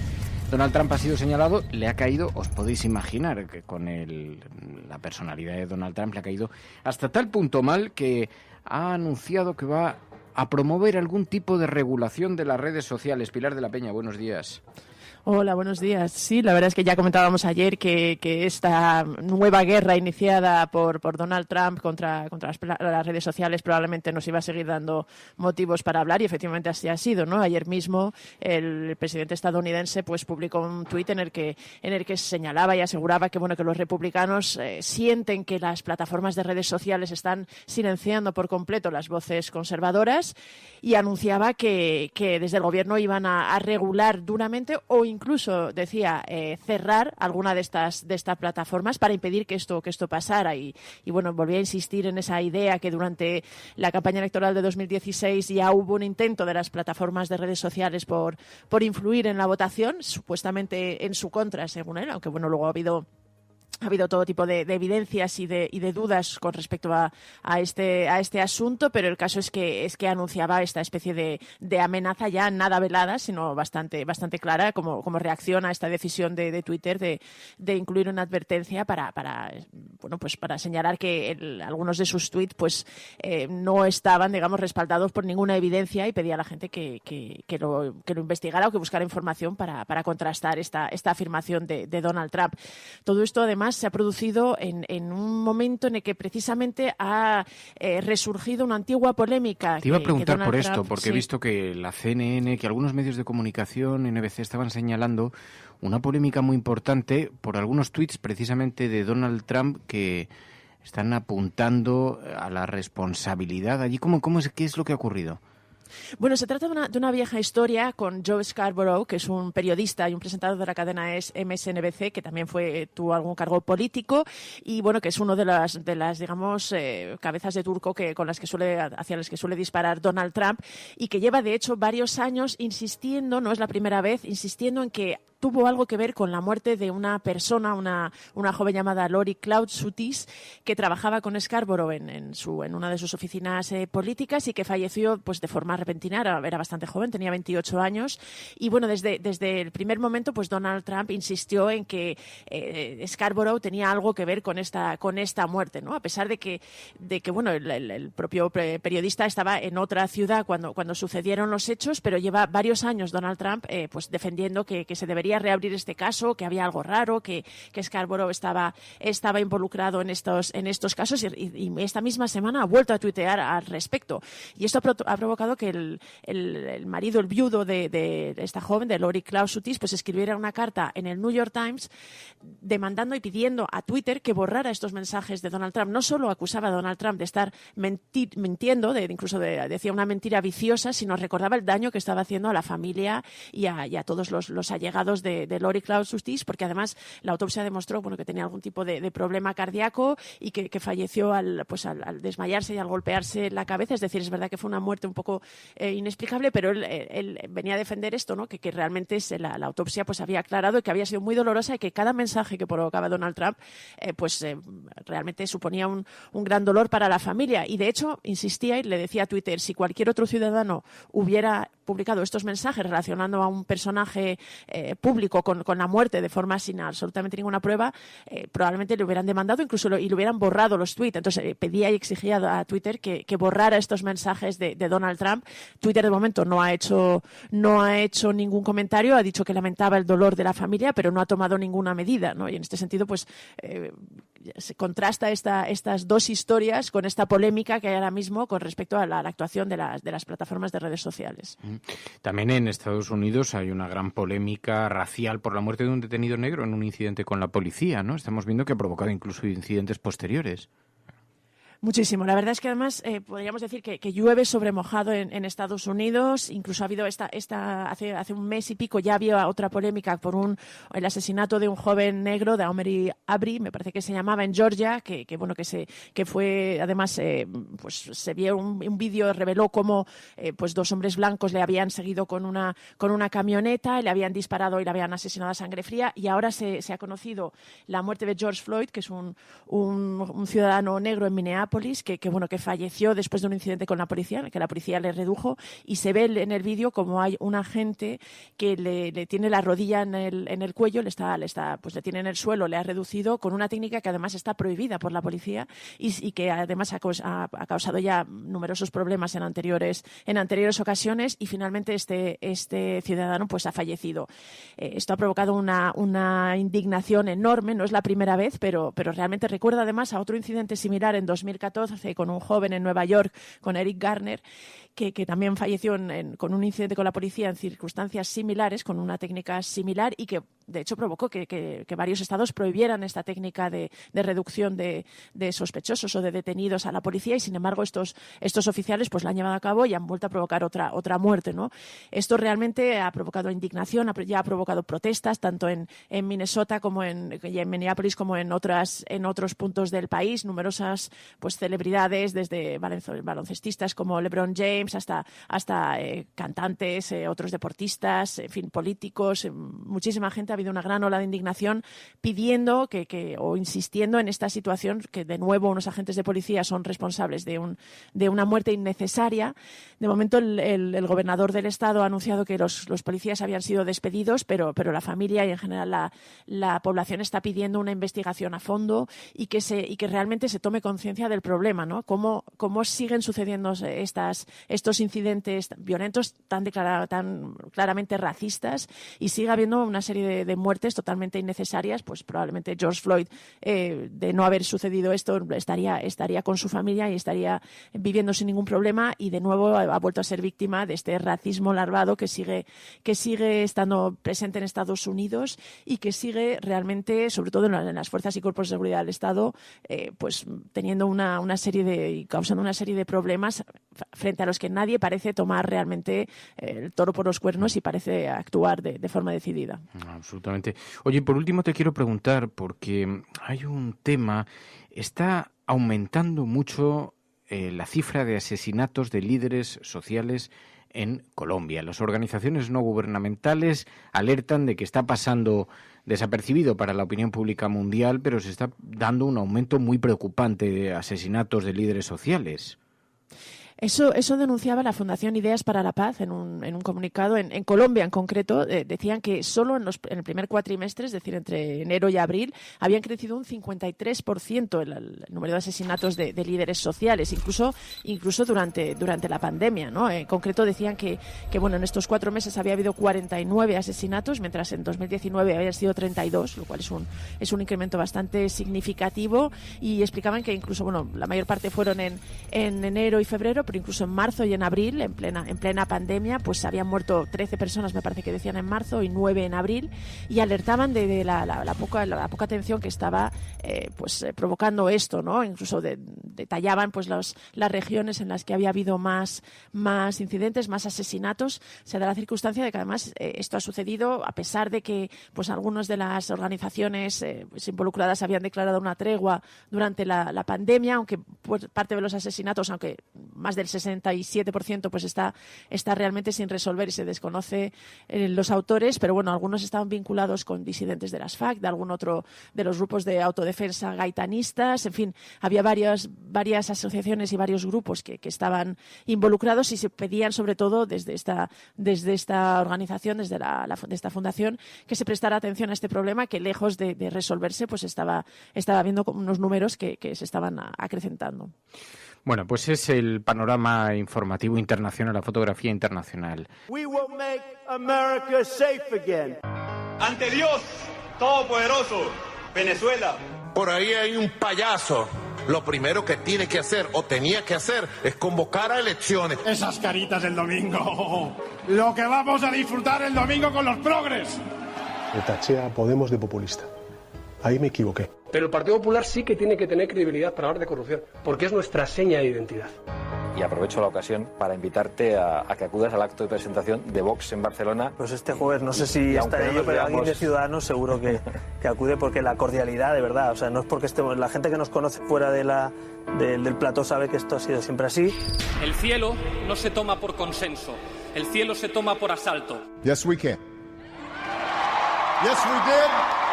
Vamos a proceder a la exhumación de los restos del dictador Franco del Valle de los Caídos. El enemigo es Daesh, el terrorismo yihadista. Más allá de la agenda setting está la agenda de los oyentes de la cafetera. Buenos días, cafeteros. Buenos días, cafetera. Buenos días, mundo. Creo que la revolución dicen que será feminista o no será, y yo apunto, además, que será ecologista o no será. Hagamos que se nos oiga. Hagamos que se nos conozca.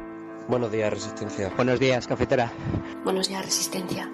Os hablo desde Atenas, donde vivo y trabajo desde hace más de 3 años, cuando empezó la mal llamada crisis de los refugiados. Buenos días, cafetera. Buenos días, cafeteros. Muy buenos días, Resistencia. Os saludo desde Miami. Tu colaboración es importante. Ayúdanos retuiteando la dirección de este programa. radiocable.com.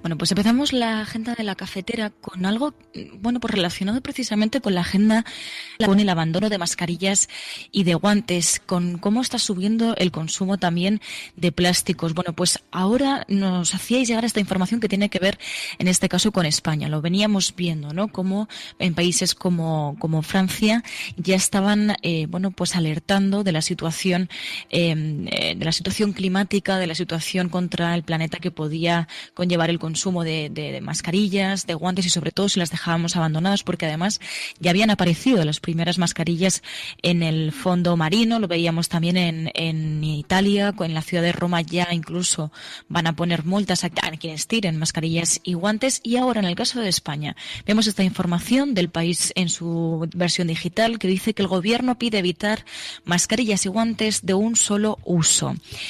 Según advierte el Ministerio para la Transición Ecológica, el temor, dicen, a un eventual rebrote de la enfermedad en el proceso de desescalada puede desembocar en un incremento también en la generación de residuos por el consumo de productos de un solo uso.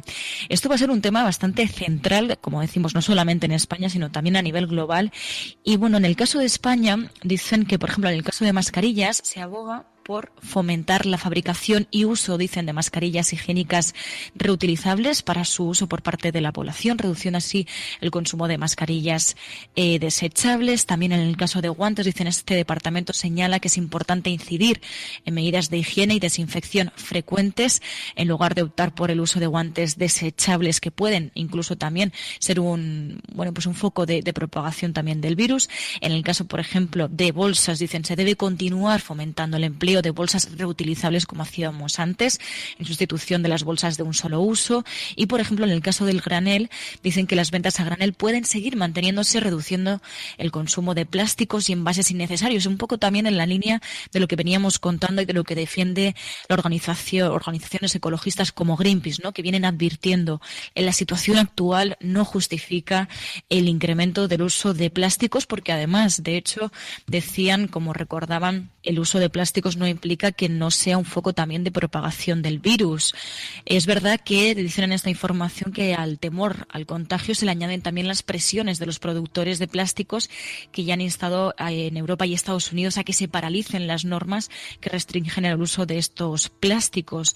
Y además decían que al aumento del uso de estos productos se le une también la parálisis de muchas de las plantas de reciclaje dentro y fuera de España, al haberse prohibido pues la separación manual de los residuos por motivos de seguridad. Pero es verdad que cada uno, pues desde nuestra pequeña parcela podemos pues ir avanzando en ese camino que llevábamos avanzado contra los residuos y también en la protección del planeta.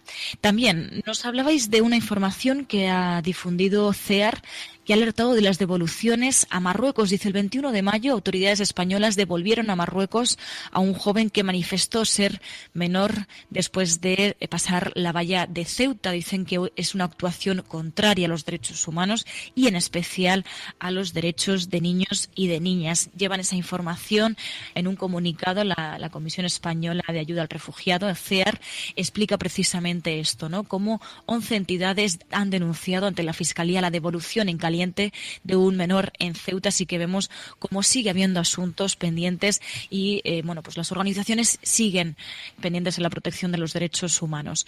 Y para finalizar la agenda, nos vamos hasta en Naciones Unidas. Habla de 6 pasos para un planeta más limpio y saludable después de la pandemia del coronavirus. Nos piden que no abandonemos pues el camino que llevábamos avanzados. Dicen que los efectos del confinamiento en el medio ambiente han demostrado que sí es posible vivir en un mundo con aire más limpio, así como también trabajar y transportarnos de manera más saludable.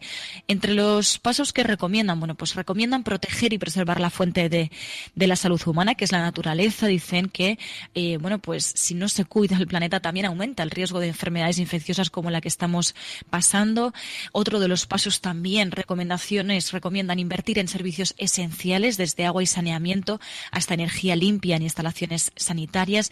También piden asegurar una transición energética rápida y saludable, también en ese marco, ¿no?, de la protección del planeta.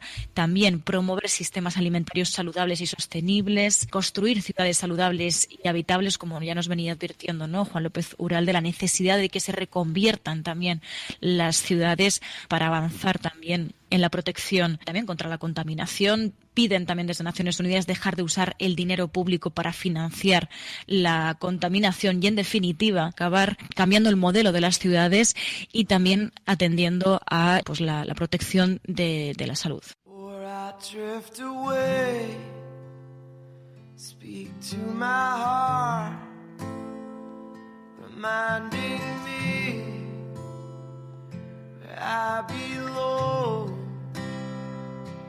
I am not allowed to walk alone. You will not rest until I'm safely in your arms.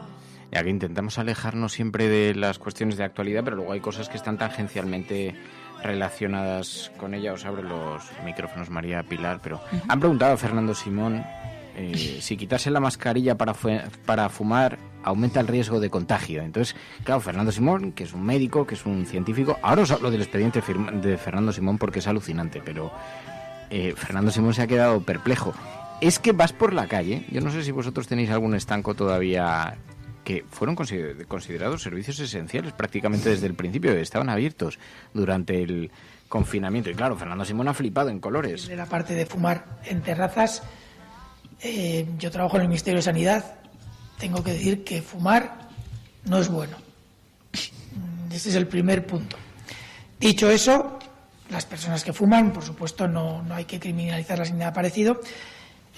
Personalmente no tengo ninguna información que me permita decir que el hecho de, si se mantienen las distancias adecuadas, el hecho de quitarse la mascarilla para fumar vaya a hacer que otros puedan infectarse más mientras se mantengan las distancias adecuadas, o que esta persona vaya a inhalar el virus. Porque el virus no se transmite por aerosoles, gotas pequeñas que se inhalan porque se permanecen en el aire. En principio el virus se inhala por contacto directo con gotas más gruesas que caen rápidamente, no permanecen tiempo importante en el aire. Es verdad que algunos estudios, en algunos casos concretos, muestran que podría pasar. Y de hecho, cuando un profesional sanitario va a practicar sobre un paciente en sus vías respiratorias alguna maniobra que pueda generar aerosoles, por ejemplo, una intubación que pueda generar gotas que sí que se quedan más tiempo en el aire, a esas personas se les propone un tipo de mascarillas, la FFP2, que le protegen más que las mascarillas quirúrgicas, que tienen una misión un poco diferente. Yo creo que mientras no estemos al lado de una persona que está claramente ante la posibilidad de generar aerosoles, es decir, una persona sobre la que se practica una maniobra de riesgo, con la información que tenemos ahora no podemos decir que eso vaya a suponer un riesgo ni para el que fuma, ni mientras se mantengan las distancias para los que hay a su alrededor. Bueno, el eterno debate del tamaño que tienen que tener las gotas, y luego, como hablamos de una materia científica, pues en ocasiones esto es lo que dicen los estudios, pero luego hay un porcentaje de la estadística que se sale de eso y le puede tocar a usted. Así que insistía Fernando Simón en que llevar la mascarilla es importante, pero en todo caso la pertinencia de la pregunta, pues bueno, si fumar o no puede posibilitar más el contagio y tal, lo que resulta irónico es que estén hablando de eso. Y os decía, no sé si tenéis un estanco cerca, pero aquí, en plena pandemia, con el corazón encogido por el miedo, había colas en los estancos, comprando tabaco, que decía yo, qué imagen, todos con la mascarilla puesta. Qué imagen, todos haciendo cola para comprar tabaco, que es tan perjudicial para la salud, ¿no? Sí, bueno, pero es que además llevan abiertos de siempre, ¿no? Los han cerrado. Que no los han cerrado, ¿no? No. Sí. Pero incluso eso, cuando anunciaron el estado de alarma y de hecho dijeron explícitamente que iban a seguir abiertos, yo recuerdo que en el que hay aquí en el pueblo en el que vivo, pues hubo cola. También me mandó una amiga que vive cerca y dice, yo alucino, la gente está haciendo cola para una cosa que van a poder seguir comprando durante todo el estado de alarma, pero sí. Colas infinitas, dice Mamen, dice, en mi barrio también pasaba gente con mascarillas de las buenas crujiéndose bebidas alcohólicas y fumando a cascoporro como si no hubiera un mañana, porque algunos han pensado que no había un mañana, así que, pero sí, sigue esos hábitos tan poco saludables. Hombre, es muy entrañable, ¿no? Lo de, hombre, tengo que decir que fumar no es bueno, ¿no? Es como que se pone la tirita antes de la herida. Pero es verdad que Fernando Simón, mirad, hay una, voy a ver si la retuiteo ahora, hay una fotografía circulando de cuando era médico en el año 91 en Burundi. Fue en el tiempo en el que el Partido para la Liberación del Pueblo Hutu atacaba a Bujumbura, murieron centenares de personas. El único médico a menudo en ese hospital, que atendía un área de 40 kilómetros cada mañana, el único que asistía 120 pacientes, que seguía a los 60 hospitalizados que hay en el centro, en ocasiones era un tal Fernando Simón, un médico desconocido en aquella época, y entre una y otra tarea desarrollaba un programa de formación en salud pública, buscaba como aliados a los profesores de 100 pequeñas localidades de la zona para que ellos mismos formasen y estableciesen pautas en la prevención de enfermedades, desarrollaba campañas de vacunación diarias entre la población, un programa de saneamiento, potabilización de agua, consiguió 1000 letrinas para evitar la transmisibilidad de enfermedades. El coche fue tiroteado cuando intentaba llevar medicamentos a un hospital de otra provincia, el coche de Fernando Simón. Ese médico es Fernando Simón. En aquella época un completo desconocido, muy jovencito, la imagen es absolutamente ilustrativa, ¿no? Y esa es la persona que está coordinando ahora la gestión sanitaria de un asunto como el del coronavirus.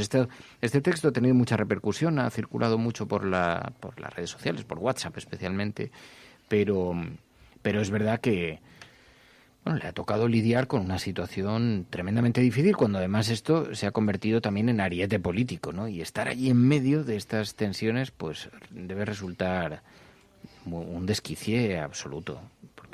Pero sobre todo yo creo que es interesante que se conozca esta biografía de Fernando Simón, porque demasiadas veces se han visto una superficialidad y una ligereza en las críticas. Es decir, eso, incluso aunque tenga este currículum, es cierto que puede haber cometido errores y se le pueden señalar y se le pueden reprochar, incluso se le pueden exigir responsabilidades, pero la forma y digamos el desdén con el que algunas personas valoraban su trabajo es lo que realmente resulta irritante cuando ves el currículum y digamos el bagaje que tiene este profesional. Pero a mí me ¿no? preocupa mucho, Pai, cuando hemos aceptado un cierto marco que debe admitir errores.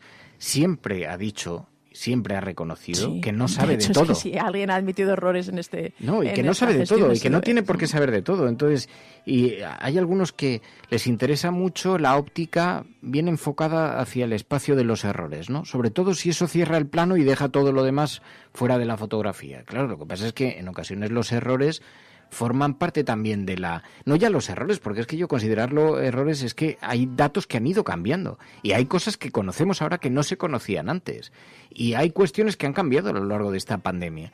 Así que he visto ahí, porque hay es que le están haciendo un ataque permanente también desde los medios de comunicación, ¿no? Pero además, yo creo que aquí hay también un fenómeno que ya vamos sufriendo ya desde hace tiempo, y es que nos creemos opinadores de todo y expertos también de todo, ¿no? Y creo que hemos perdido el respeto hacia quienes saben sobre algo. Fernando Simón es experto en lo suyo. Evidentemente se pueden comentar cosas, pero en ningún caso podemos pensar que sabemos que nuestra opinión es más válida sobre epidemiología que la de Fernando Simón, porque él es el experto, nosotros no. Entonces creo que hemos perdido la perspectiva en ese sentido. Nos hemos creído que por poder poner un tuit y que tenga mucha relevancia, nuestra opinión es relevante a la hora de gestionar cosas como, por ejemplo, una pandemia. Bueno, pues no lo es. La opinión relevante es la de los expertos, que son los que nos pueden salvar la vida a todos, ¿no?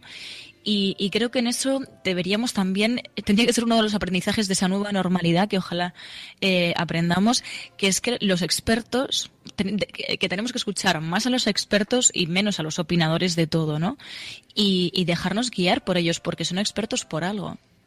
Y sobre todo yo creo que una cosa que distingue a Fernando Simón en esta crisis es su forma de comunicar y su forma de explicar las cosas, y creo que en este sentido contrasta con lo que estamos acostumbrados a ver tanto en el debate político como en los medios, que es una rotundidad y una falta de matices absoluta. Y él no solo reconoce los errores, sino que explica didácticamente cómo, por qué pues algunas de las decisiones se han tomado, otras pues se pueden, incluso ahora mismo cuando explicaba lo de la mascarilla para fumar, ¿no? Lo dice de una manera en la que, claro, no son frases redondas que te sirven en 140 caracteres y que te sirven para lapidar al contrario, sino son pues explicaciones con todos los matices que pueden tener.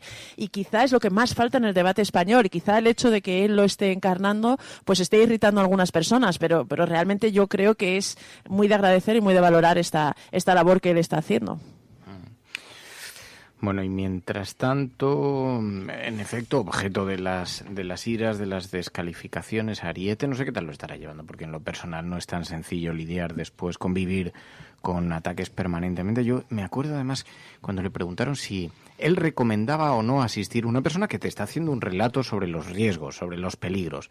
Le decían, ya, pero usted recomienda, que son trampas de estas, que yo asisto permanentemente, que las observas como las lanzan, para que te coloques en una posición. Oiga, yo no recomiendo a nadie, cada uno que ejerza los derechos civiles, sus derechos en este momento, mientras las autoridades, que no es él el que, es una decisión colegiada entre las autoridades, mientras las autoridades permitan eso, yo no tengo que impedir, negar. Yo ya he dicho que existen estos peligros. Ustedes son todos adultos, no son todos mayores. ¿Quieren que les traten como mayores, sí o no? Como adultos. Porque el problema de esto es que hay una sociedad que es muy infantil, que está tremendamente infantilizada, que quiere ser tratada como niños. Y dice, yo no tengo que decirle a usted si tiene que acudir o no. Yo le digo que estos son los riesgos. Y usted, que es un adulto, asuma usted o no los riesgos que crea que conllevan. Y ya le advierto con los datos que tenemos hoy. Claro, dentro de 15 días a lo mejor tenemos otros datos. A lo mejor no.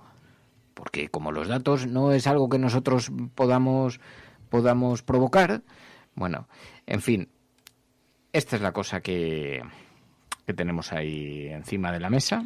Y había otro asunto, ¿no?, de sobremesa. Bueno, había algo, habéis mandado, me parece, alguien, lo que había aumentado la venta de harina y la venta de alcohol, ¿no? No. Ah, sí, pues es verdad que ayer había una relación de normal que haya aumentado. A ver si que tú, Fer, decías, la mitad de esa harina seguro que la he comprado yo. Sí, yo puse un comentario y me sentí súper aludido. Identificado, con eso. ¿No?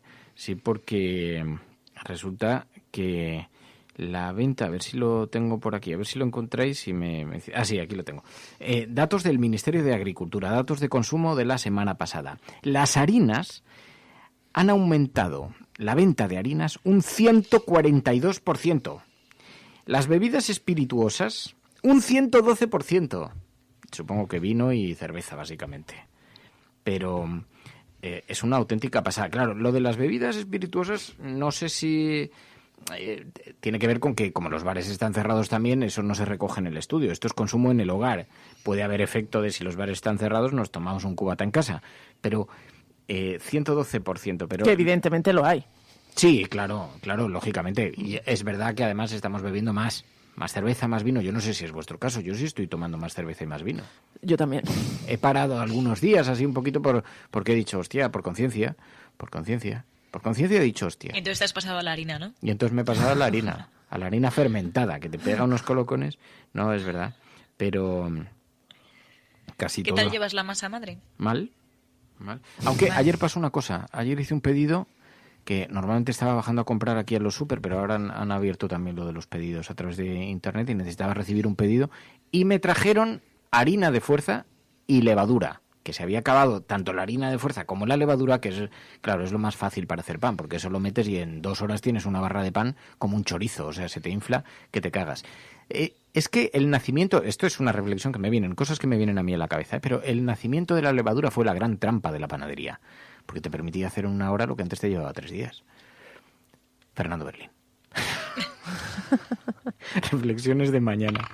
Reflexiones matutinas. De puristas, ¿no? En realidad fue mi amigo Nico que me dijo, tú sabes que la gran mentira de la panadería nació con la levadura artificial, que redujo los procesos.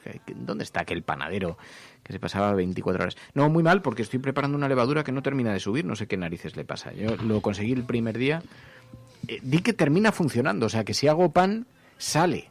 Lo que pasa es que yo no sé si es producto de la levadura esa natural que yo he hecho, y mis maestros panaderos no se lo explican. Me dicen, ¿pero estás alimentando bien la masa? Digo que sí, joder, que estoy echando ahí las 2 cucharadas de harina y las 2 cucharadas de, las 2 porciones de agua, y eso no sube, se queda ahí con burbujitas, pero no termina de explotar. No sé qué le pasa. Pero un oyente nos hablaba de esto, de la masa madre y el confinamiento.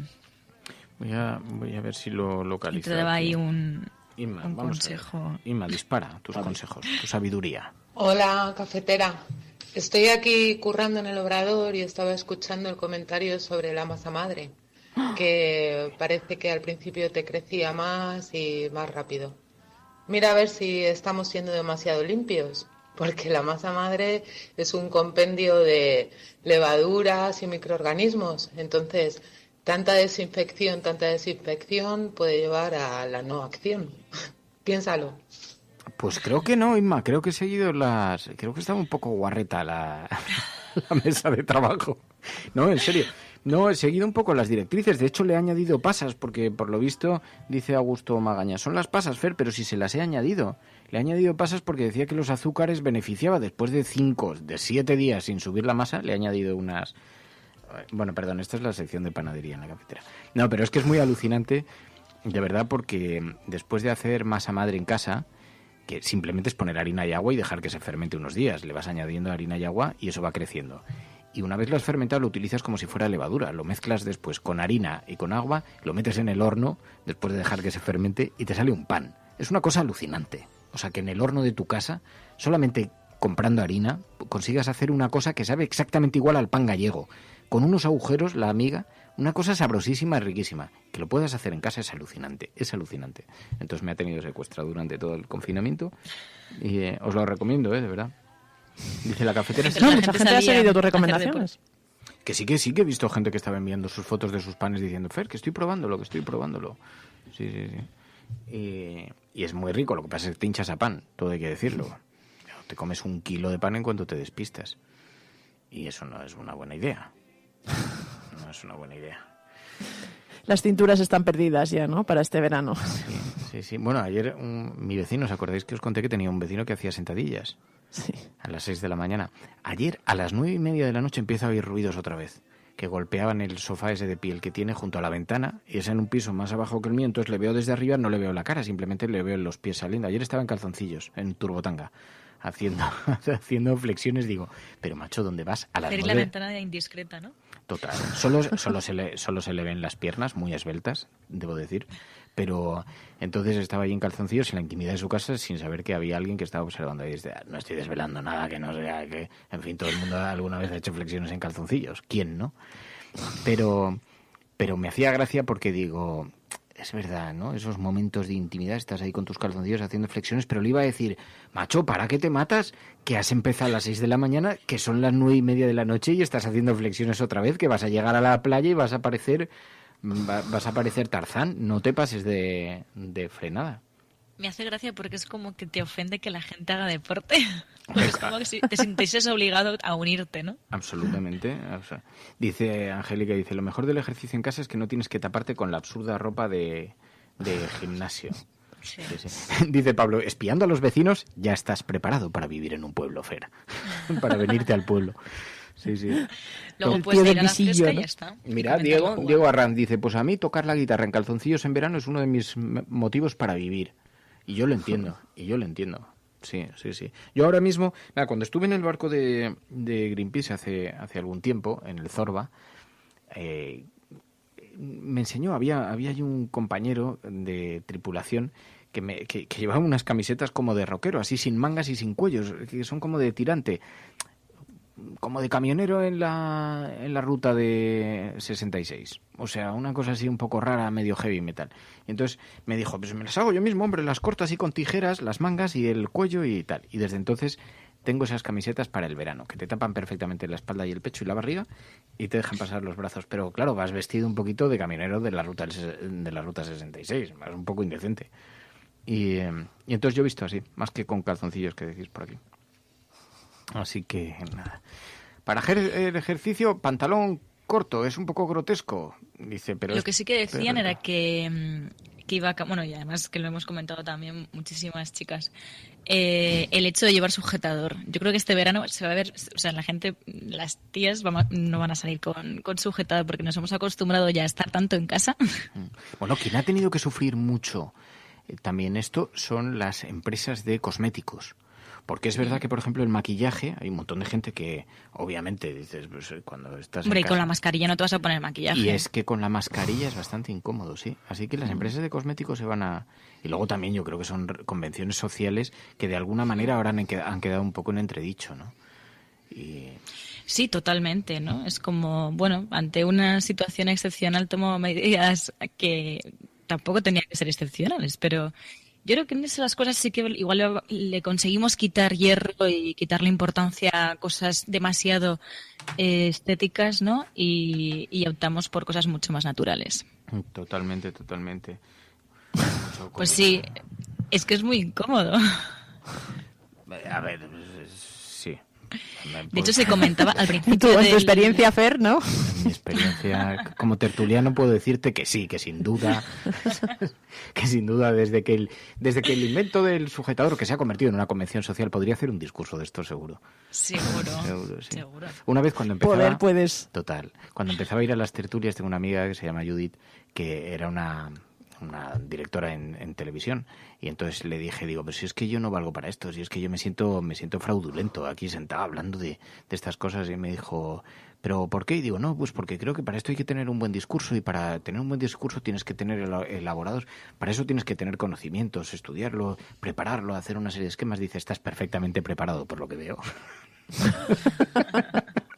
Después de esa chapa que me has echado. Y entonces me di cuenta que en efecto consistía en eso, la todología. Sí. Hay algunas tablas de esas que también puedes utilizar, ¿no? Y dices, en función de tu... No me acuerdo para qué periodista decía, los titulares de no sé quién y tal, si según tu fecha de edad, entonces cogías y te habían puesto 12 verbos, 12 como sujetos típicos y luego pues complementos directos, ¿no? Y podías ir intercambiando y siempre te quedaba algo, una frase como, pues eso, en el fondo un poco hueca, pero que sonaba muy bien. La patata caliente. Luego hay frases además que se ponen de moda y entonces, no, es la nueva patata caliente del gobierno. Y entonces la escuchas en todas las tertulias y es como, pero ¿de quién la ha lanzado? Como, en fin, pero bueno, cosas de estas. Sí. Bueno, sobre quitar el sujetador del bikini, nadar en el mar, la gran liberación también. Se está hablando mucho entre los oyentes del programa, estoy viendo vuestra conversación, la verdad es que me asustáis. El suspensorio de los testículos debe ser eliminado también. Complementos. Son muy previsibles, ¿eh? Sois muy previsibles. En cuanto tocamos ciertas teclas... Pero mira cómo las has lanzado, ¿eh? Se dispara la participación, ¿no? Sí. Hay que generar ahí un poquito. Pero, no, es verdad. Ay, la libertad, sí. Algo retráctil. Pero vamos, que esto del sujetador se lleva hablando desde el principio del confinamiento, ¿eh? Sí, yo creo que esto es que el sujetador nunca ha sido una buena idea. Y esto, lo que pasa es que estas cosas dichas así, pues suenan muy frívolas. Pero me parece que es verdad que es una convención social y que lo único que hombre, para correr, por ejemplo, sin sujetador, es incómodo. En fin, vivimos atados por las convenciones sociales y por odio los convencionalismos, los odio, pero hasta un nivel inaudito. ¿Qué más cosas? Además de sujetadores, de suspensorios, de calzoncillos, gallumbos y todo esto. ¿De qué más podemos hablar? ¿Y alcohol? Y de harina y alcohol. Sé que teníamos algún teto más que tratar, pero no me acuerdo qué era. Así que nos vamos a marchar. Mañana tenemos más. Por cierto, he empezado a ver una serie de televisión. Mañana vamos a tratarla en el programa. Se llama La Unidad. Es sobre la lucha antiterrorista. Es un poco del estilo de Homeland, pero hecha aquí en España. La protagoniza Natalie Poza, que la vamos a entrevistar. Vamos a conversar mañana con ella aquí en la cafetera. Es una maravillosa actriz, pero es una serie muy singular porque habla sobre operaciones antiterroristas. Es una serie de ficción y por lo tanto tiene elementos muy propios de la ficción, pero para elaborarla han estado reuniéndose con la policía y han retratado algunas operaciones que han sucedido de verdad. Entonces es muy interesante. Se llama La Unidad, está en Movistar. Dicen que es la serie del año. La he estrenado esta semana. Os tiene que gustar este tipo de ficción. Es policial. Tiene, pues eso, algunos rasgos así, algunos elementos más de las interioridades, de las intimidades de los policías, pero no deja de ser una serie de ficción policial que habla de los policías, La Unidad, y está teniendo un gran éxito. Ha tenido una acogida, ya la están comprando en un montón de mercados y además, como digo, pues las críticas dicen que es la serie del año, la serie de esta temporada, La Unidad. Así que mañana charlaremos de eso aquí en la cafetera, escucharemos el relato de Ainhoa Goñi, tenemos muchas cosas de las que hablar. Mañana nos vemos. Gracias, Pai, gracias, Mary. Gracias a la Resistencia. Bueno, Resistencia, cuidaos mucho. Mañana volvemos aquí en la cafetera. Recuerda que no estás sola. Adiós, hasta mañana. I drift away, speak to my heart, reminding me I belong. I am now La Cafetera es un programa de radio que se financia gracias a las aportaciones de los oyentes. Si te gusta el periodismo que defiende y sientes que te acompaña, hazte mecenas y ayúdanos. Infórmate en radiocable.com/mecenas. Your mercy's new every day, but I've had enough of my wandering.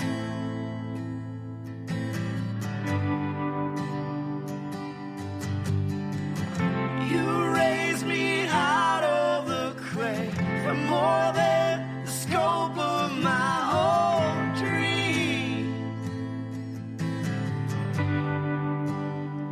There's a blood that speaks better word, better and louder than the lies that I have heard. The Spirit leads, and the Spirit sings. Let me keep it step with